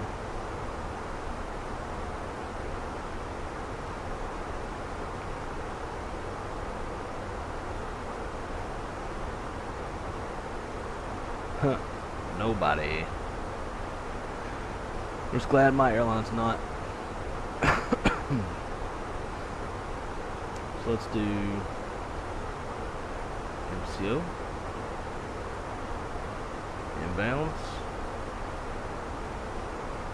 Tampa, inbounds,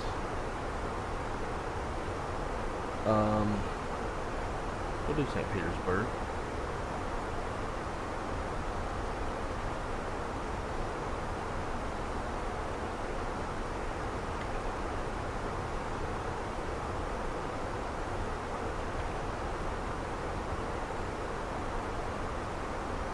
Let's do Jacksonville for fun.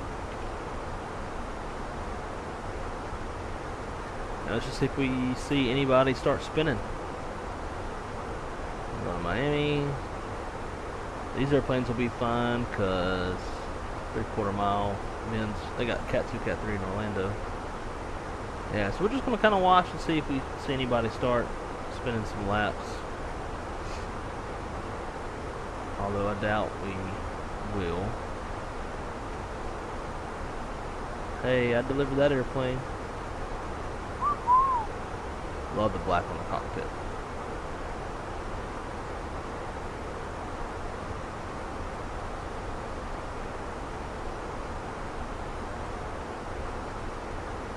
Company message. Let's see. Did we get out late?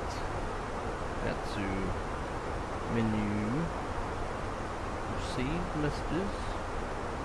Oh, we did. 6 minutes late. Son of a bitch. That's gonna go on the ground crew because they weren't ready to push us. Let's see. ADC delay.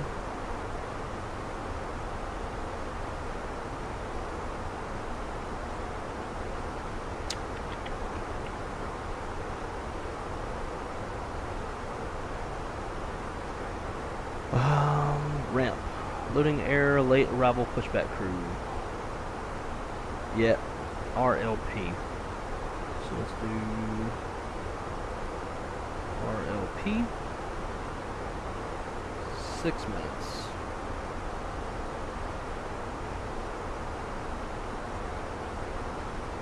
Took.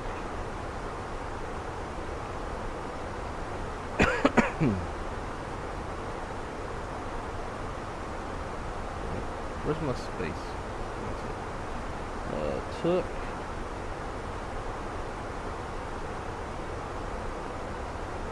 ground forever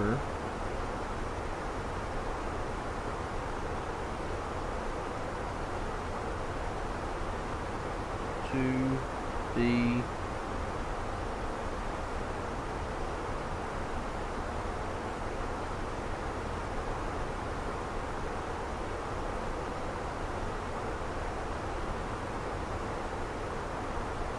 There we go.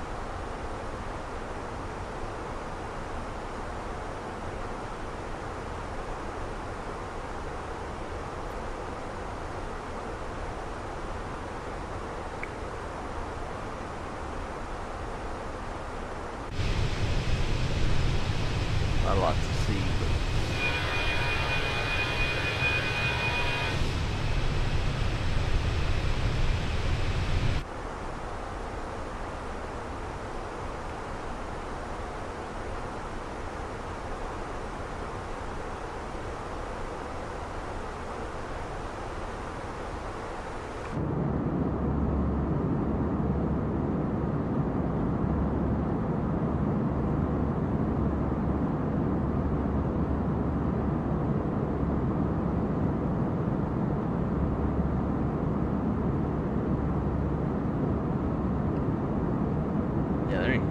to see. There we go, undo that. There's a little bit to see. The sim does do historical weather if you need to wind it back an hour. Oh! I thought that was in, like, career mode only.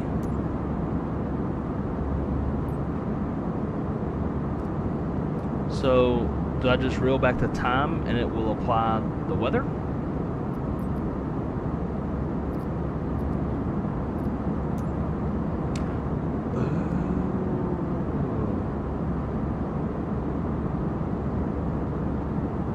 Sweet. Okay. Good girl. Cool. Thank you for pointing that out. That's what we're gonna do. In fact, we should like go back to like see if there's ever a quarter mile. How many 319s did Spirit have heard all were being removed? Yeah, we got 2 left.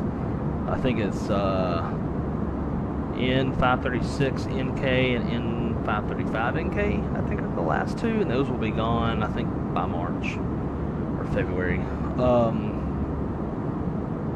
want to say like 30-ish of them. 24-hour historical weather by default. Sweet. I have not used that yet, so it should be pretty cool. It should be cool, I say.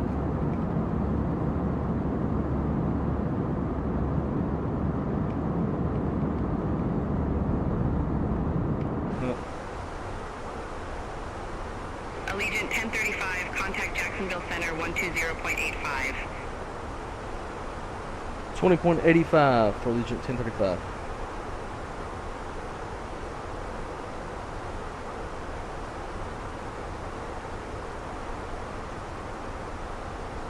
Jacksonville Center, Allegiant 1035, flight level 340. Allegiant 1035, Jacksonville Center, copy.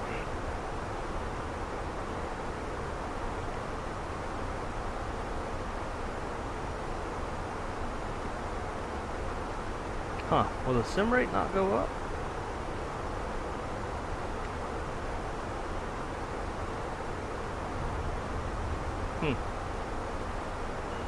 Interesting. United 844 Heavy, Jacksonville Center, radar contact. I was trying to increase the sim rate. Well, I guess we ain't doing that. It's getting hot in this computer room.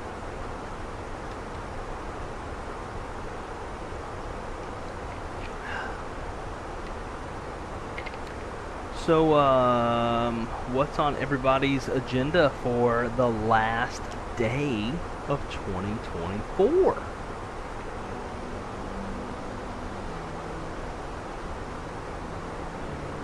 God, man, this year has fucking flown by. Honestly, all years are flying by like crazy. You know, so the older you get, the faster they go. But I, for one, will be going to bed as soon as we're done with this, get my ass up, and going to work. And then get off work, and I don't know, I'm off New Year's Day, but I go back to work on Tuesday, so, or whatever day it is, day after New Year's, on the 2nd. And I start my new schedule. Work and sleep is in your plan. Hell yeah. Nothing wrong with that. Aurora hunting. Hell yeah. That's cool too.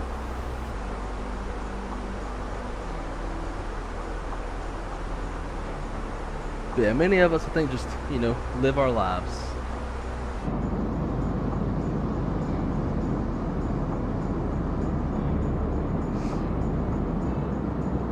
I'll be starting my new schedule January 2nd.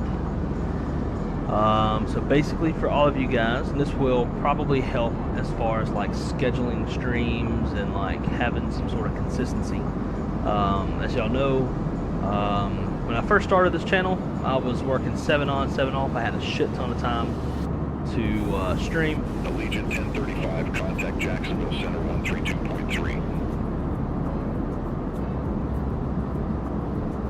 32.3 for Allegiant 1035. Jacksonville Center, Allegiant 1035, flight level 340. Allegiant 1035, Jacksonville Center, copy. Yeah, I was on 7 on, 7 off. I had a shit ton of time to sim and to stream, and it was grand. And then I decided to go into management, and when I went into management, I went to a 4-4 schedule, and I've been on that for the past 2.5 years or so as a dispatch manager, and now I am an operations control manager overseeing the entire operation versus just dispatch perspective, and due to like lack of having full staffing, we're short a person, and the fact that I only function well on the overnight, they came up with a nifty little schedule for myself, and that's going to be Monday through Friday, 7:30 at night to 5:30 in the morning, and I'll have Friday, Saturday, Sunday off every week, as well as holidays. So, not the worst. I do miss my 7s. I'm going to miss my 4s. But nonetheless, it'll add a lot of consistency. So when I kind of start figuring things out, like do I come home and stream, because I'll be kicking off. If I come home and stream, I would kick off the stream at probably 7. So if I get home at 6:30, kick off the stream at like 7:30 Eastern time in the morning. Many of y'all ain't gonna be awake. That's probably what it would be like on my working days. Then my days off would be later in the afternoon. So that's what y'all can expect for 2024 on my schedule. Being that I'm gonna have 3 days off. 1035, contact Jacksonville Center 126.75. See you. 2675, which is 1035.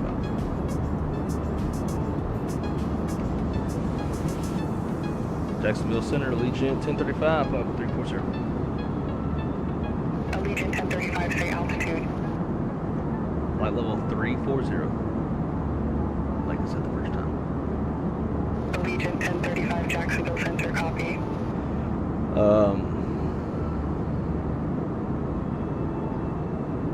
Yeah, that's what we can expect. Crystal is off on all 3 days that I'm off. That will play a factor. Obviously, she takes up a lot of my time. So, through the first couple of weeks, maybe first. Allegiant 1035, you were assigned flight level 340. I show you at flight level 350. Descend, maintain flight level 340. Descend, maintain flight level 340, Allegiant 1035.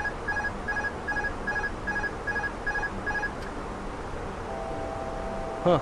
Looks like we hit severe turbulence and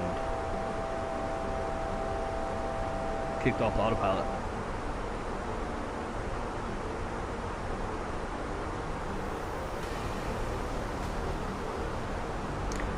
Anyways, back to y'all. My man, Mr. Johnny Bravo himself. What's going on, dude?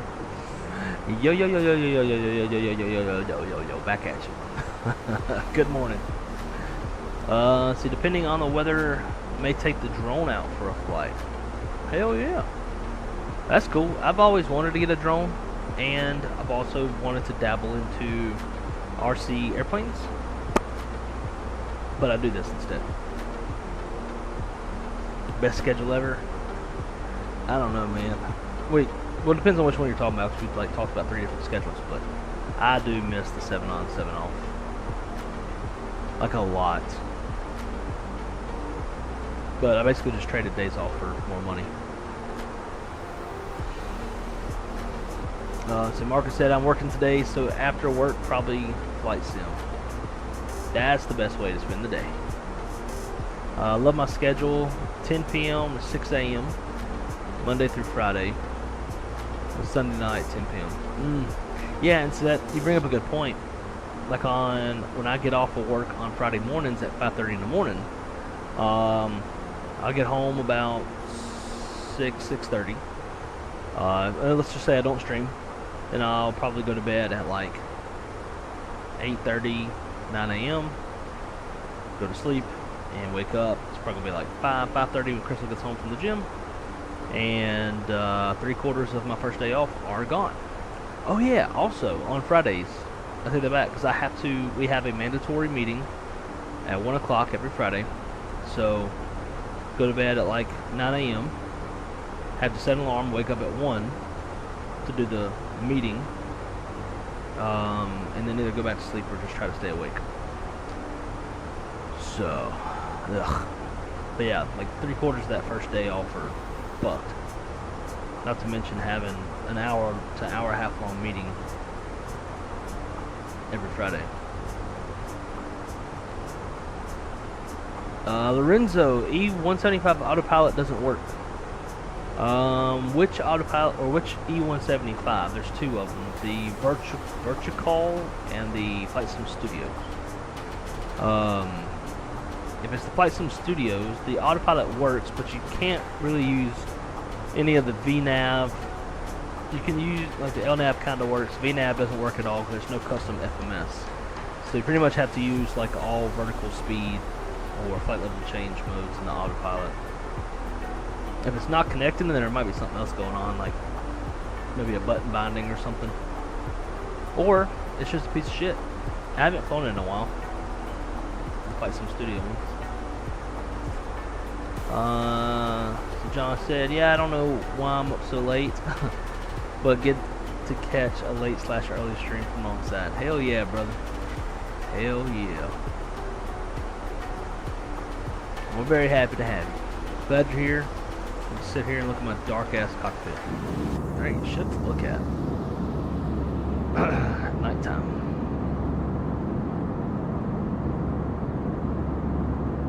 The 4 on, 4 off. Yeah, it's not bad. It's not bad. We definitely have the best dispatch schedule of all U.S. carriers. A lot of airlines do weird shit like 4 on, 3 off, 4 on, 4 off. Southwest does 6 on, 3 off, 6 on, 3 off, 6 on, 6 off. Like, I don't understand why everybody just doesn't do 4 on, 4 off, because then you can do unlimited swaps with your counterparts and make your schedule whatever you want. That's how I made mine 7 on, 7 off. I just would find someone to do permanent swaps with, and we would make it 7-7. You can do 14-14. You can make it 5-5. You can make whatever the fuck you want, as long as you stay within the legal limits of rest. Normally just stay up on Friday nights, maybe take a short nap. Yeah, see, that's why I don't have the discipline, man. I just pass, like, when I go to sleep, I fucking sleep. I don't know what a nap is. X-Craft's E175 for the win, by the way. Yeah, can't argue with that one. When it comes to the E175 or really any of the Embraers, can't argue that. Are they gonna make a like a 135, 145 variant? That'd be pretty cool. There's a Flight Sim Studios. Okay. Allegiant 1035 Jacksonville Center. Expect dates 1 runway 18. We'll expect the dates 1 arrival at runway 18 for Allegiant 1035. I haven't flown that in quite a while, so I don't know like what's going on with their updates and stuff. But when I flew it, the autopilot worked, but you could really only use just the most bare basic functions of the autopilot: vertical speed, flight level change, heading, and like LNAV, even though it's not a true LNAV.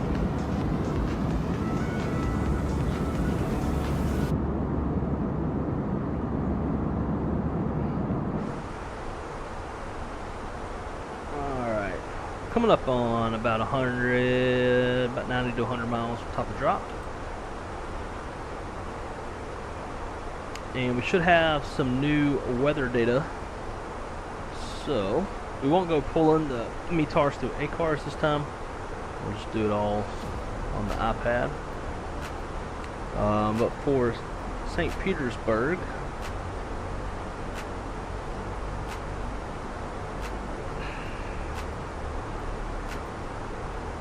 so we'll go through this stuff again. Do our top hat flow.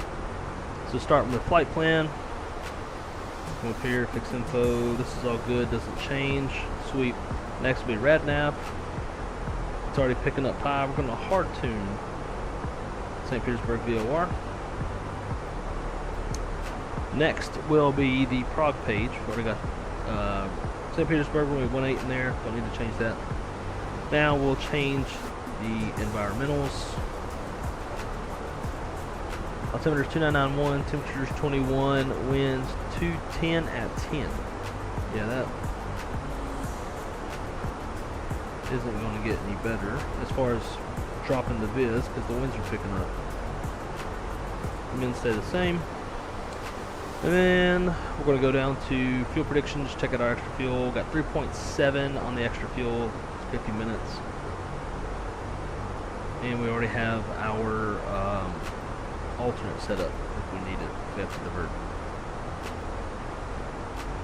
So that's good. This min ILS on those ILS push buttons. Get our constraints on. Alright, now let's brief up the approach real quick. Allegiant 1035, contact Jacksonville Center 133.7. 133.7 for Allegiant 1035.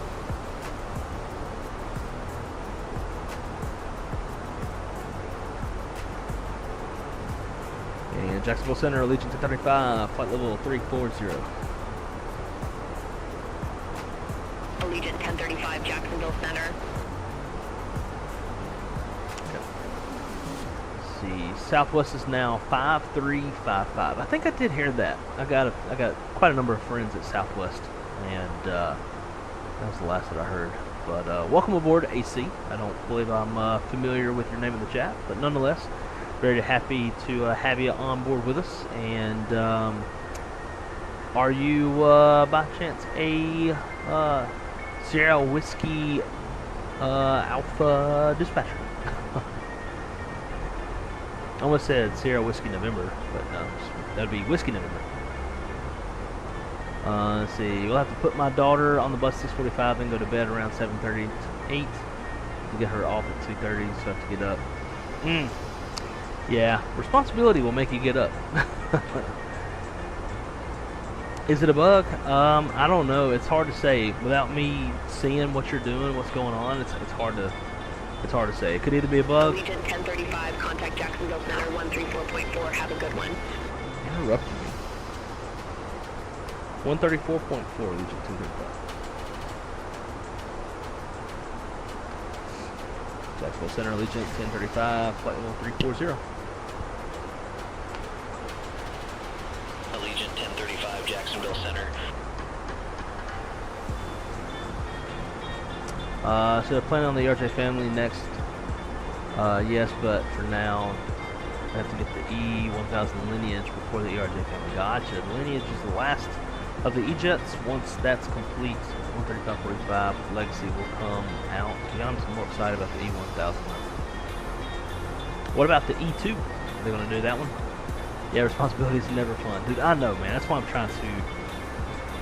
I always say I'm trying to avoid more responsibility, but I continue to at least increase my responsibility at work.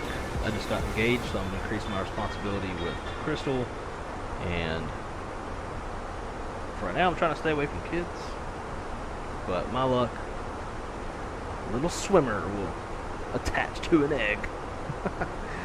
Alright, so let's ready to brief this. This is Cat E facilities. Launch report back up down. Okay. I'm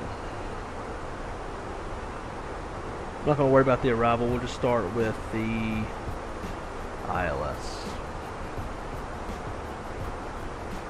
Alright, ladies and gentlemen. We are planning on the ILS runway 18 approach. Chart 11-1, effective 20th of April 2023. The identifier is India Papa India Echo, frequency 109.1. 109.1, correct identifier, see that. Final approach course 176, also cross checks. Intercept the glide slope at Kapok 1460. Decision height is 200 feet off the ground. Touchdown zone elevation is 7 feet. Unsafe altitude around the St. Petersburg VOR is 2,700 feet. If we go missed, we'll climb to 600, climbing right turn to 1,700 on a heading of 330. Now bound on the St. Petersburg VOR radio 276 to La Fall. Intercept DME 8.0 St. Petersburg VOR and hold, continuing climb up to 1,700 feet. Transition level is 18,000 feet, as we all know here in the lovely United States. Glide slope has a 3-degree glide slope. Again, minimums 200-foot ceilings and half-mile visibility. Current weather is overcast 500, 10 statute miles. We'll be rolling that weather back though. If it doesn't change by the time that we're at, like, I don't know, transition altitude, we'll roll it back to at least half mile.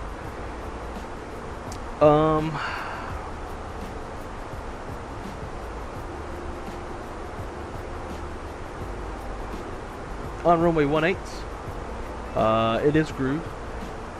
We have high runway lights, Ceylon lights, Mauser approach lights, touchdown zone lights, Pappy on the left with a 3-degree glide path on that Pappy. Land distance available 9,180 feet.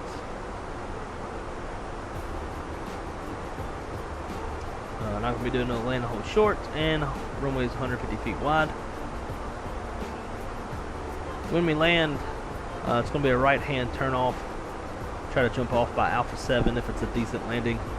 If not, we'll cross 4, turn off at the end of 36, cross 4. We've got a hot spot at the intersection of Alpha and runway 4. We'll continue Delta 110 Heavy, contact Jacksonville Center 132.3. Now, if things go sideways and we don't get in, we will then switch our approach to the ILS runway 18 special authorization Cat 2. So a lot of the same stuff, same frequency, same approach, course, heading, cap up again. Decision height on this approach is 100 feet instead of 200 feet. Touchdown zone elevation same, MSA same. Looks like the miss approach same. So our minimums for that approach will be 100 feet in RVR 1200, which is kind of hard to replicate because you're not going to get reports in RVR in the sim. But you know, this will be our way of getting in. Obviously, our backup plan. We got plenty of gas. We got 49 minutes of extra fuel to play with, plus Miami. We already have our alternate routing built into the jet, so if we need to bug out, that's ready to go. So, right seat landing, ILS, both ILS push buttons are armed. Weather's obviously a factor, terrain is not a factor, and let's see, let's run some landing performance. 18, let's call it good. So it could be wet. To make our lives easier, we'll go plane landing weight 141.7.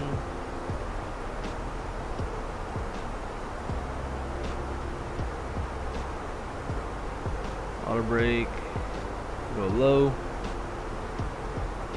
Reverse thrust, manual landing, flex full, auto thrust on. Land distance available 9731 based off of that. This says 9180. That's a little bit shorter.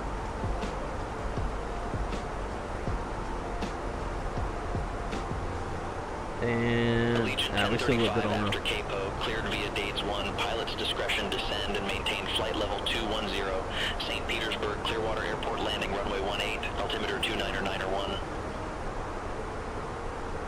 After Capo, we cleared the dates 1, pilot's discretion, descend and maintain flight level 210, and St. Petersburg landing runway 18, altimeter 299 Allegiant 1035. Capo. Past Capo now. Clear, pilot's discretion down to 21.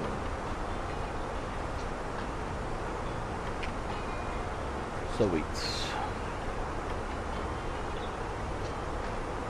Alright, so we got the landing distance for 18. We're good there. So we'll go auto brake low.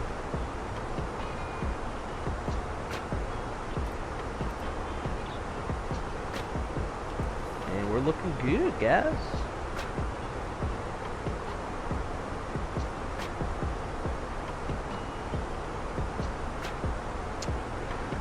Alright, back to the charts. There are ways to prevent swimmers from attaching to eggs. Yeah, birth control, which she's on some medicine right now that might like make her birth control not work. So her girl doctor, or the doctor told her that condoms are her friend. And both of us are like, ugh, fuck that. Not that it, you know, it happens more than like once every 1 to 2 months. So it doesn't really matter.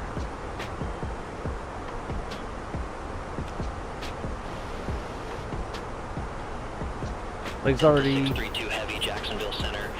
Leg's already getting too old for kids. Agreed. Go freeze a few ounces of tadpoles. Then get the sniffy snip. Most insurance companies will completely cover the snip. It's not a bad idea, like freezing the tadpole. Biz still 10, overcast 5. Roger that. Alright, let's see. What was...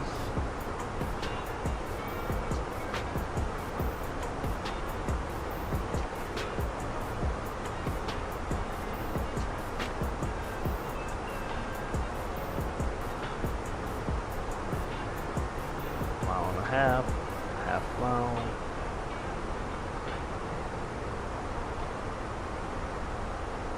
Five, 3. Alright, so never really got down to a quarter. Cool. So we'll do METAR 0701. So we'll roll back the time a little bit. So 0705.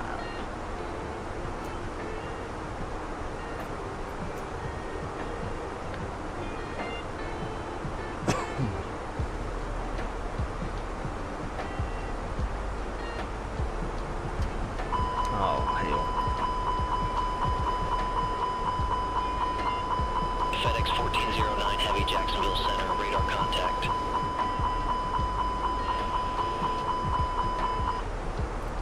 November 860 Charlie Romeo, Jacksonville Center, radar contact.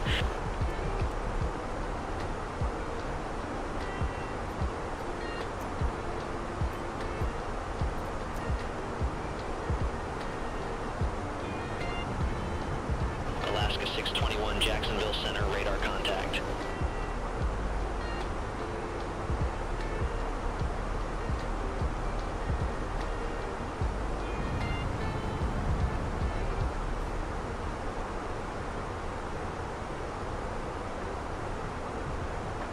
So hang on, that don't make any sense.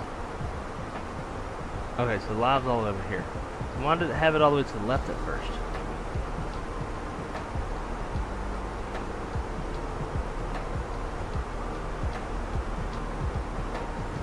Okay.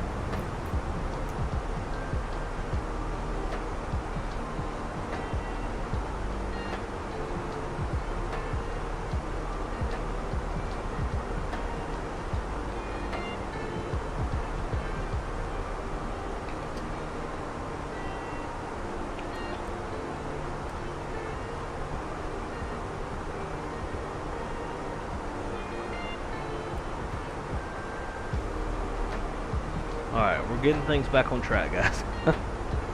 I was Legion 1035, contact Jacksonville Center 133.325.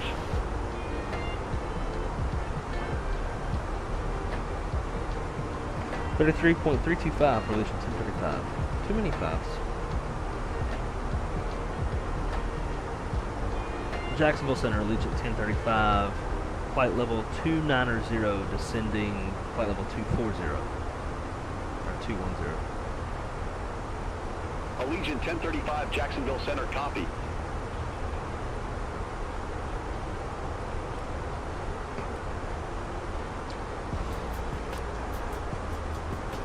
Let's go sign on. And, ladies and gentlemen, we've begun our initial descent into the St. Petersburg area. Current weather in St. Petersburg, that's pretty poor visibility, but it shouldn't hinder us too much from getting in. Nice cool temperatures around 65 degrees, and again, lots of fog. As always, we want to thank you for flying Allegiance. We hope to see you on a future Allegiant flight. And flight attendants, please prepare the cabin for arrival. Bing bong.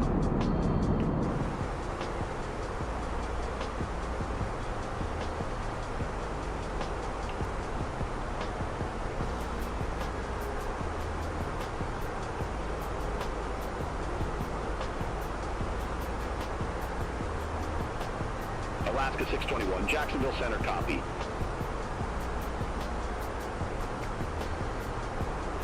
I don't usually like all these lights, but turn them on for now.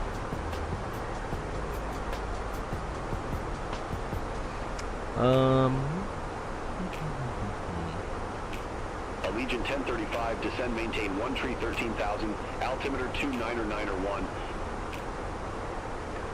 Down to 1 tree 1000, altimeter 29901, Allegiant 1035. Negative, descend, maintain 1 tree 13,000. Descend and maintain 1 tree 1000, 13,000 feet. Allegiant 1035. Damn. Let's see. What the heck just happened to your airplane? Spilled my drink all over, sitting back here in first class. Yeah, first class on Allegiant. that's a bigger joke. Yeah, I changed the weather, and it fucked everything up. As it usually does. 1986, Jacksonville Center, roger. Let's see where those guys are at.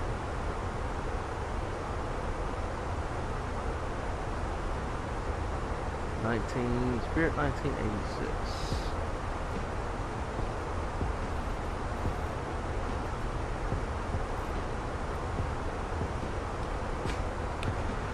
Alright, first checklist.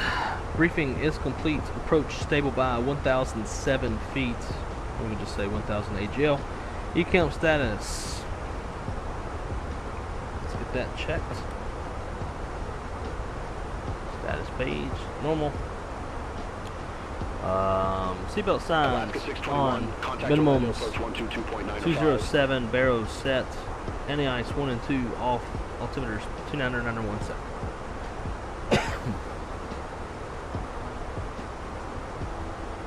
Allegiant 1035, altimeter 29901. Expect radar vectors for ILS runway 18. Altimeter 29901. Expect radar vectors ILS 18 for Allegiant 1035.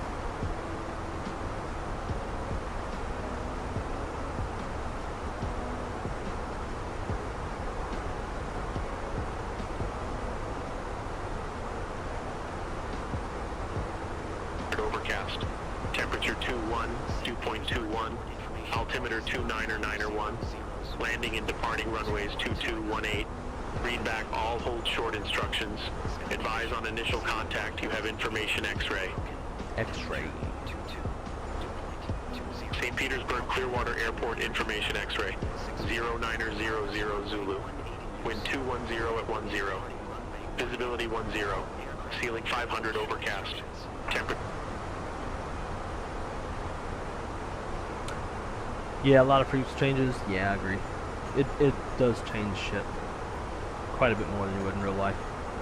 Alright, guys. United 1562, contact Jacksonville Center 127.8.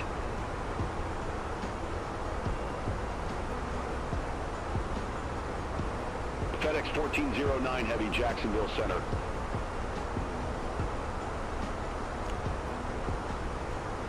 $5,800 feet per minute. Yeah, dude, I've been on a flight where we descended down about that fast. It was it didn't seem all that crazy, really. I mean, it was noticeable, but that's about it. What's closer to you, SFB or Pi? Sanford for sure. Sanford's like, oh, you never figured it out. Yeah, Sanford's a lot closer. Can I please get a fucking turn? Giant 3803 Heavy, Jacksonville Center.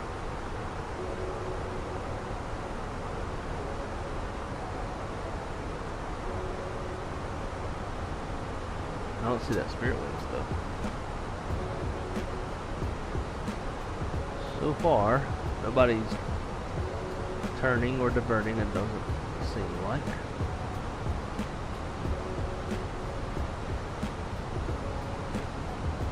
FedEx 1409.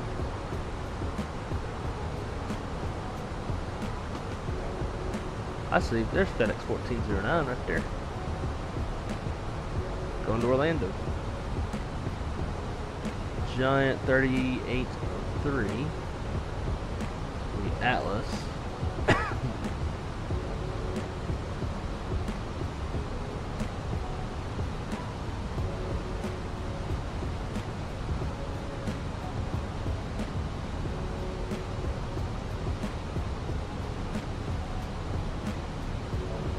Alright, this guy is fucking me up. Look at this. I'm about to be parallel to the airport here soon.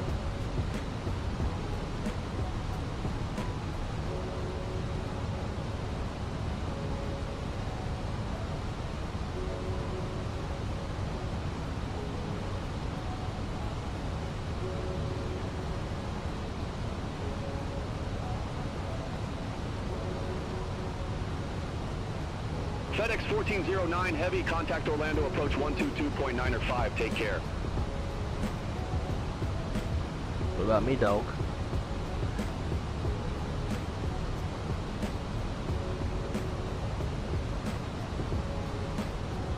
Alright, I'm getting off the PC, gotta get some shut-eye. Happy landings, thank you. See you later, wrong side, and Josh and everyone else. Happy New Year to you as well, my friend. Happy New Year.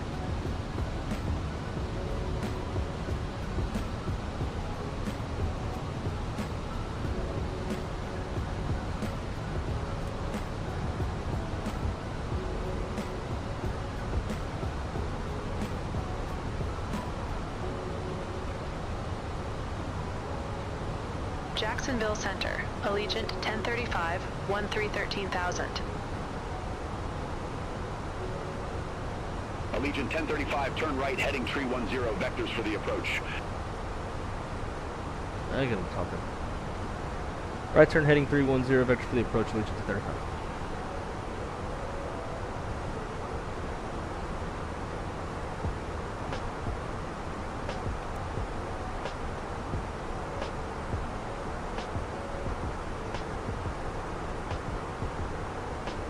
Allegiant 1035, turn right, heading tree 15, descend, maintain 6,000 feet, expect further clearance in about 2 tree miles.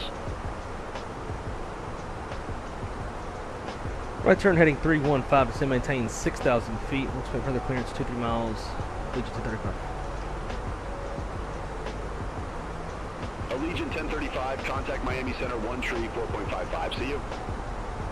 1 tree 4.55, Allegiant 1035, see you. Miami Center, Allegiant 1035. 315 heading, descending 12,000 down to 6,000. Allegiant 1035. Break park. Allegiant 1035, Miami Center, roger. Allegiant 1035, contact Miami Center 132.35, take care. 32.35, Allegiant 1035. Allegiant 1035, Miami Center, roger.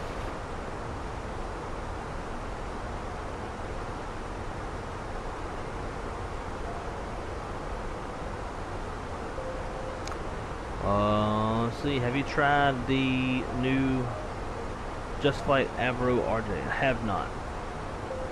Have not. That is kind of an ugly jet. I don't know if I'll ever fly it.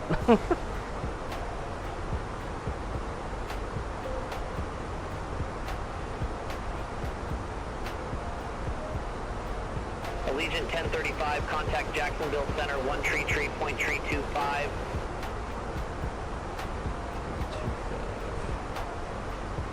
Over to Jacksonville Center, 33.325, Allegiant 1035. We went out of Jack Center into Miami Center, now back into Jacksonville Center.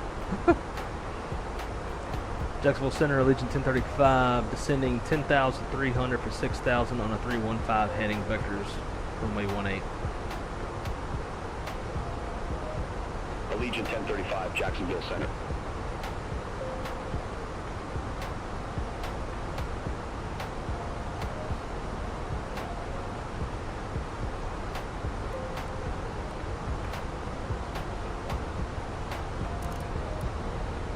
All right, 10,000.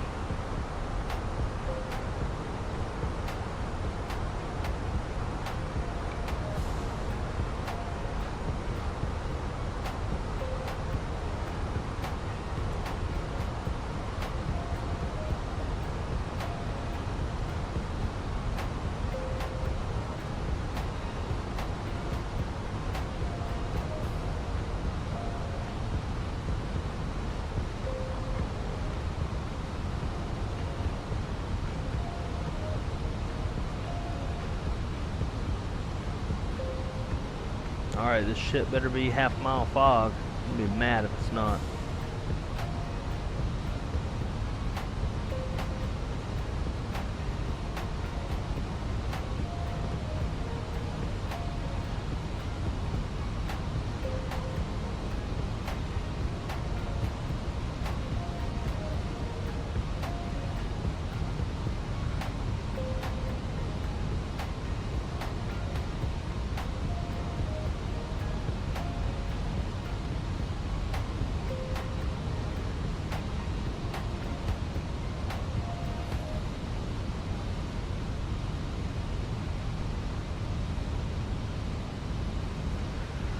All right.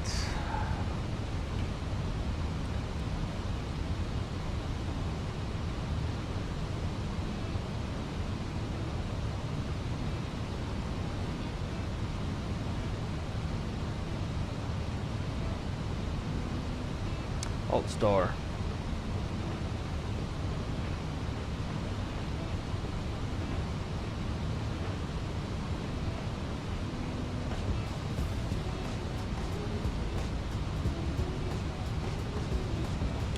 Legion 1035, turn right, heading 340. Turn right heading 340, Legion 1035.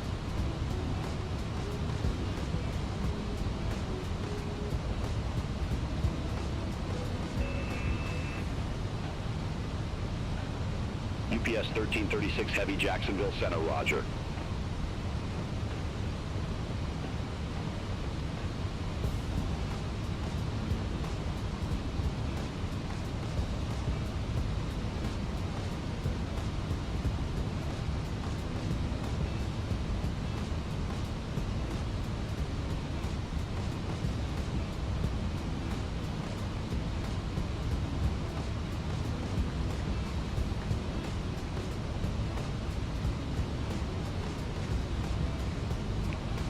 Spirit Wings 1986, contact Miami Center 132.35. Have a good evening.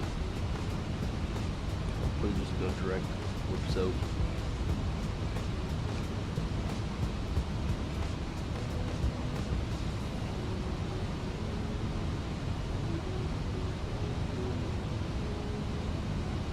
Allegiant 1035, turn left, heading 295, descend, maintain 5,000.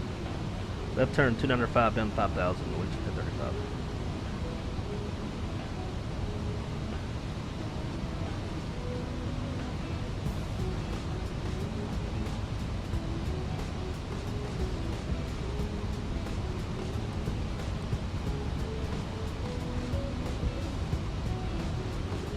UPS 1336 Heavy, contact Orlando, approach 122.905.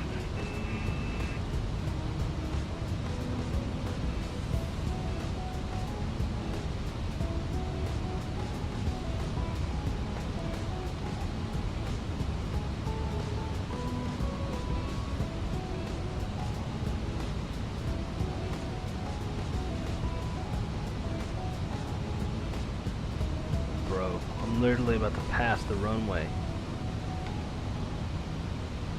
Allegiant 1035, 12 miles from Zapem, turn left, heading 225, maintain 1,500 feet until established, cleared ILS runway 18.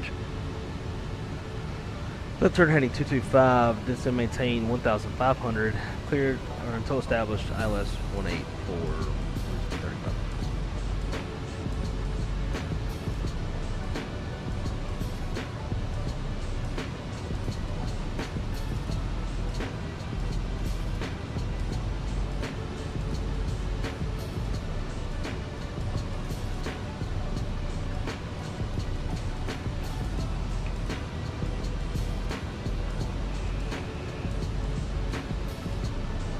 FedEx 1444 Heavy, Jacksonville Center, copy.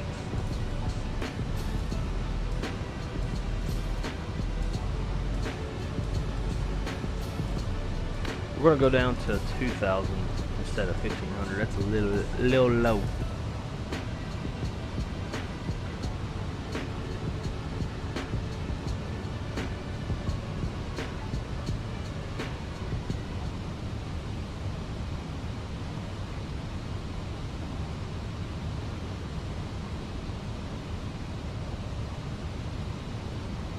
Giant 3803 Heavy, contact Miami Center 132.35. Have a good one.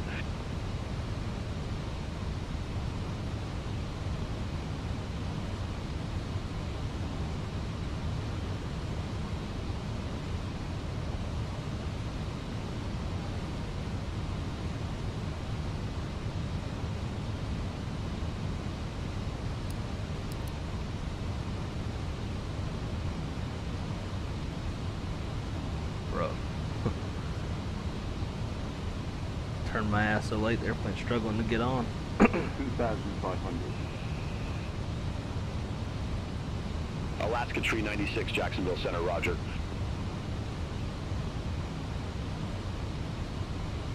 Alright, 18 miles out. Alt star.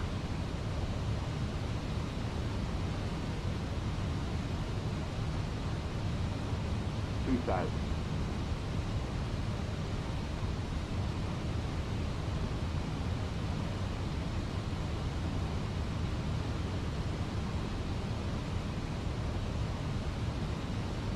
We'll keep the speed up. I'd like to be off of here by the next 10-15 minutes. Try to get in bed before Crystal alarm goes off. Otherwise I have to stay up, take the dogs out, feed them and shit. I love my dogs, but I won't go to bed.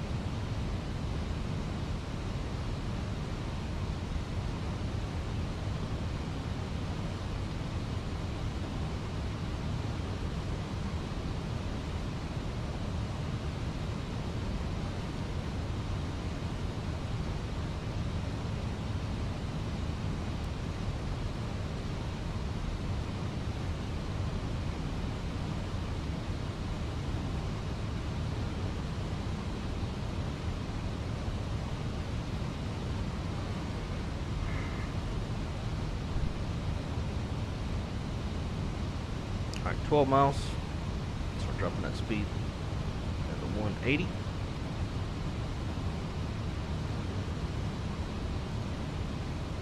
There's B&E plus 10. Go flaps 1, speed checks flaps 1.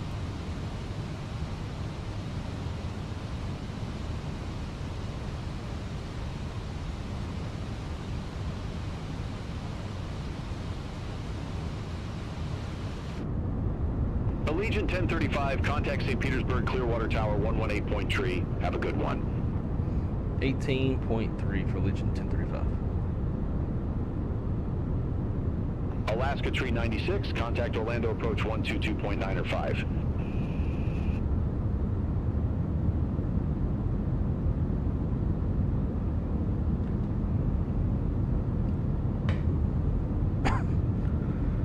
St. Petersburg Tower, Legion 1035, ILS, runway 18. Allegiant 1035, St. Petersburg Clearwater Tower, wind 210 at 10, runway 18, cleared to land. Clear land, runway 18, Legion 1035.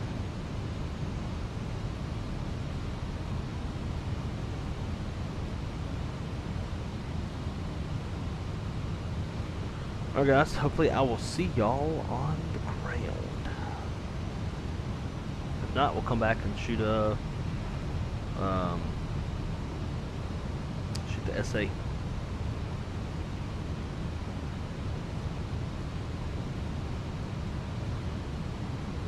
Glide slope star.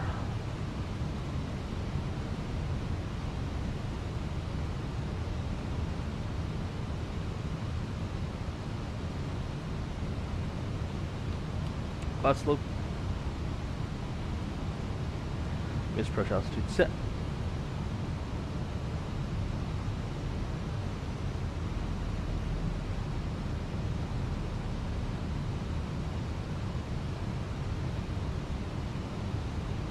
Alright, 6 miles. Minute speed, gear down, arm spoilers.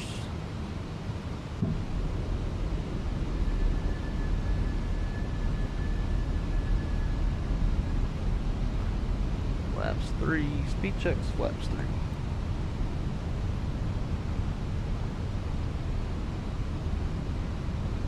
Flaps full, landing checklist. Cabin crews advised, auto thrust, speed, auto brakes, Low, EQMO. Landing on green. Landing checklist is complete.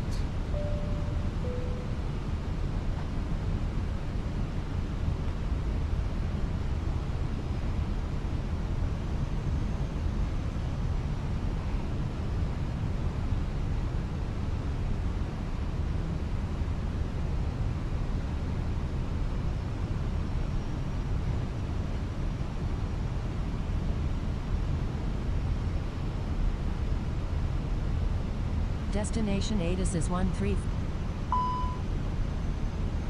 1 mile final runway 18. Warning, obstacle ahead. 500. 500. 500.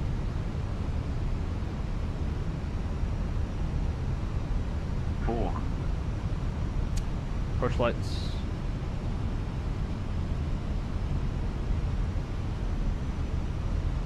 Hundred above.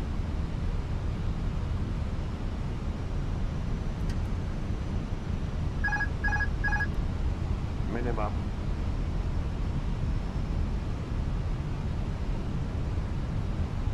$100. 50, 40, 30, 20. Retard. Retard.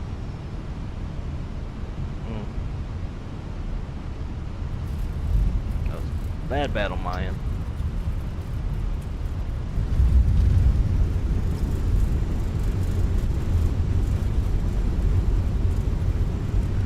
Alright, spoilers, reverse green decel.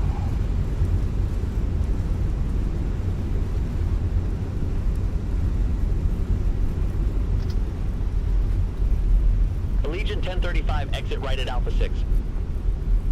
Exit right Alpha 6, Legion 1035.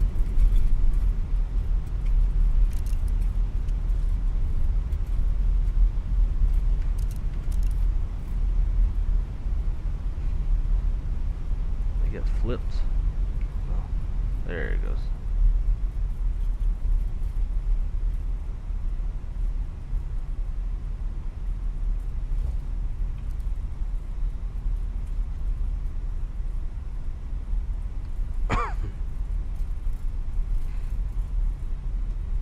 Allegiant 1035, contact ground 121.9er.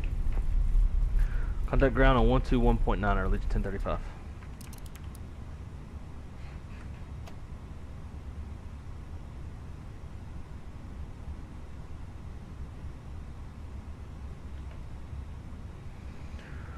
St. Petersburg ground, Legion 1035, exited runway 18 at Alpha 6. Allegiant 1035 did not copy. Figures.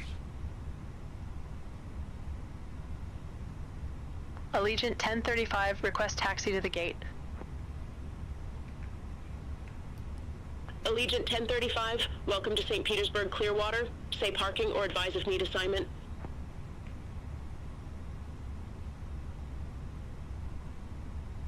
And this is where I just say, nah.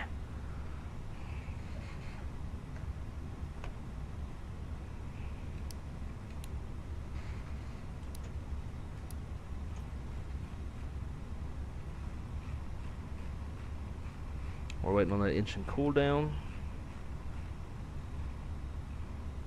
Get everything all pretty looking for the next crew.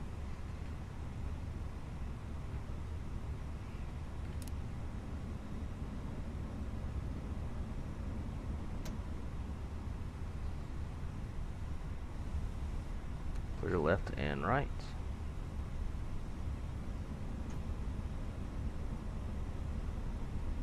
No sleep, no privacy. Diapers informally would make you have to sell monster truck in the sim rig.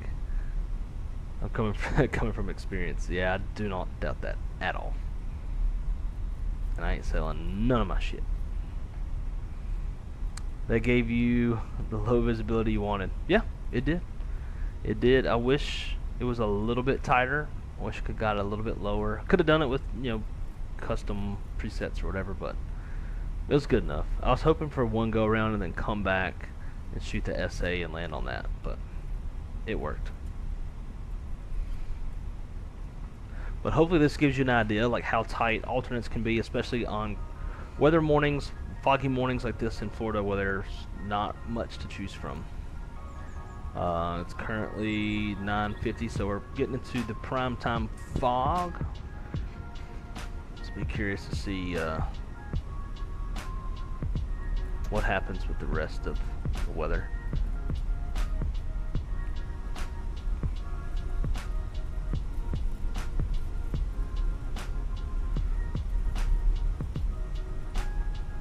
We'll take it into this gate right here.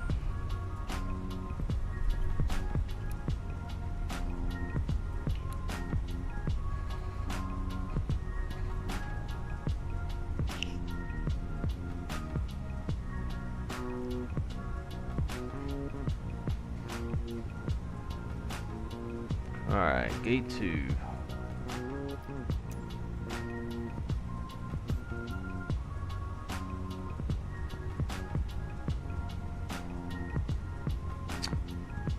Where's my marshaller? Are they inside?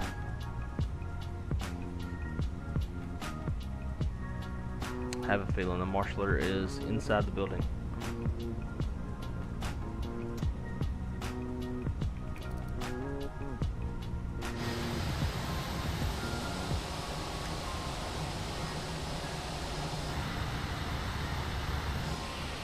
Don't see him anywhere.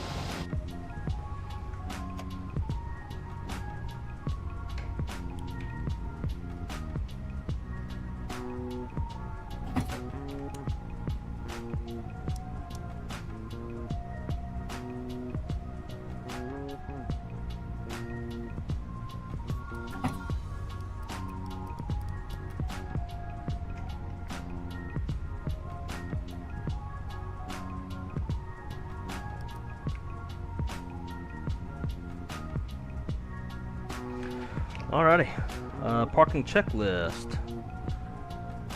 Slides disarmed, engines off, seatbelts off. No. Exterior lights set, ice protections off, fuel pumps off, yellow lift pump is off, chalk signal received, and with chalks being in, can release the brakes. Noise.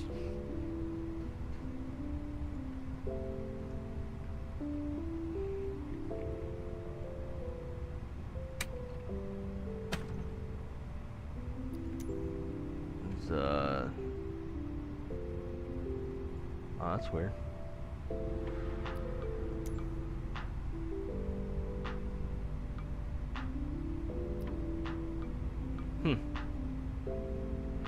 I guess it doesn't like the parking spot, so it's not pulling upstairs, it's not doing anything.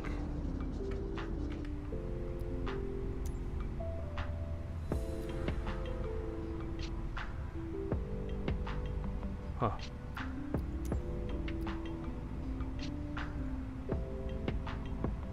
I ain't even warping me there. Oh well. Let's see if our people are pink. Nope, we have no people. Alright. Cool. Well, we'll say everybody has deplaned, and we'll shut everything down.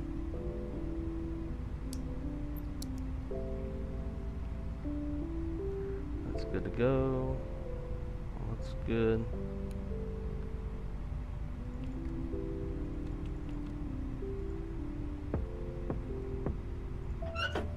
Leave that open for the morning, guys.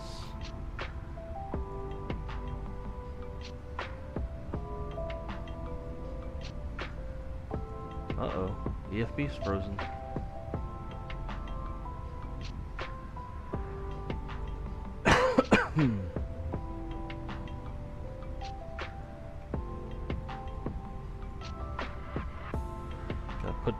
iPad to sleep. Ah, there it goes. Sleep mode.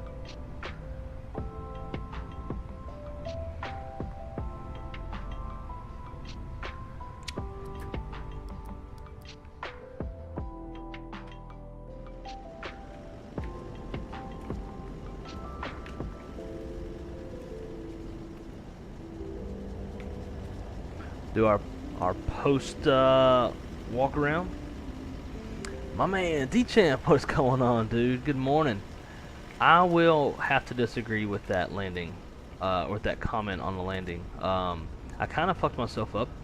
I got so fixated on the flight controls that airplane was saying, retard, and I was a little bit late getting on the retard, and that kept me aloft a bit longer than I wanted, and I kind of drifted across the center line. Otherwise, had I gone retard on the throttle levers when I wanted to, or when I should have rather, it would have been probably excellent. So let's see, what was the landing rates?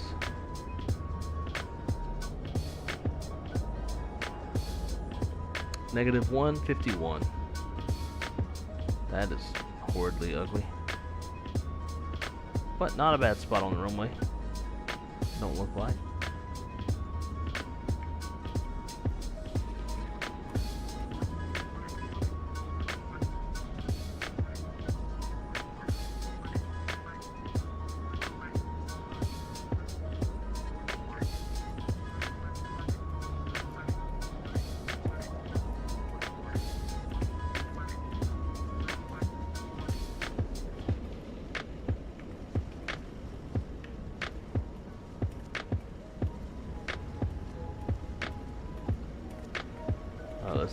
Let's see if we can walk up these stairs. Hell yeah. I love that. One day we can click here and go inside. Alright, cool, got our flight bag.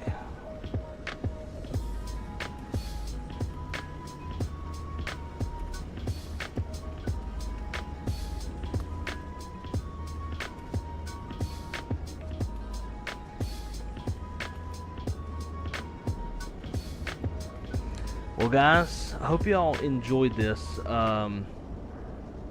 If you weren't here for the pre-flight planning and you would like to learn about how dispatchers drive alternate minimums and choose alternates during crazy mornings like this where pretty much all of Florida is fogged in and that kind of stuff, don't hesitate to rewind the replay back down to the beginning of the stream to check that out. We'll be adding this to the dispatch playlist or whatnot. So, but I greatly enjoyed this. It was a lot of fun. It's great for me to refresh on the 1 nav aid, 2 nav aid rule, driving alternate minimums, all that kind of stuff. So really enjoyed it. We're gonna take ourselves to the crew van and head to the hotel and get some sleep. So guys, live up this last day of 2024. It is the last day of the year. And just think about it. How many years have gone by that people have lived the last day of a year? So many years ago. I don't know, it's kind of weird to think of. But anyways, guys, I hope y'all have a wonderful New Year's Eve and a awesome New Year. I hope to get a stream in tomorrow night or New Year's Day. If not, Happy New Year's to every single one of y'all. Thank y'all so much for hanging out with me for a whole another year in the books. We are about three and a half years deep into the streaming thing, and y'all are still here. So greatly appreciate you guys so very much, and I hope y'all have a very blessed New Year's. Hope lots of good things come to every single one of y'all in 2025, and hopefully this year will be a good one for me. Hopefully it'll be a great year for the channel. We'll get a lot more streaming in this year, I'm hoping, and let's see what life brings us. So Happy New Year's, and as always, until next time, be good at it, keep it on the wrong side, and I'll see y'all on the next one. Peace.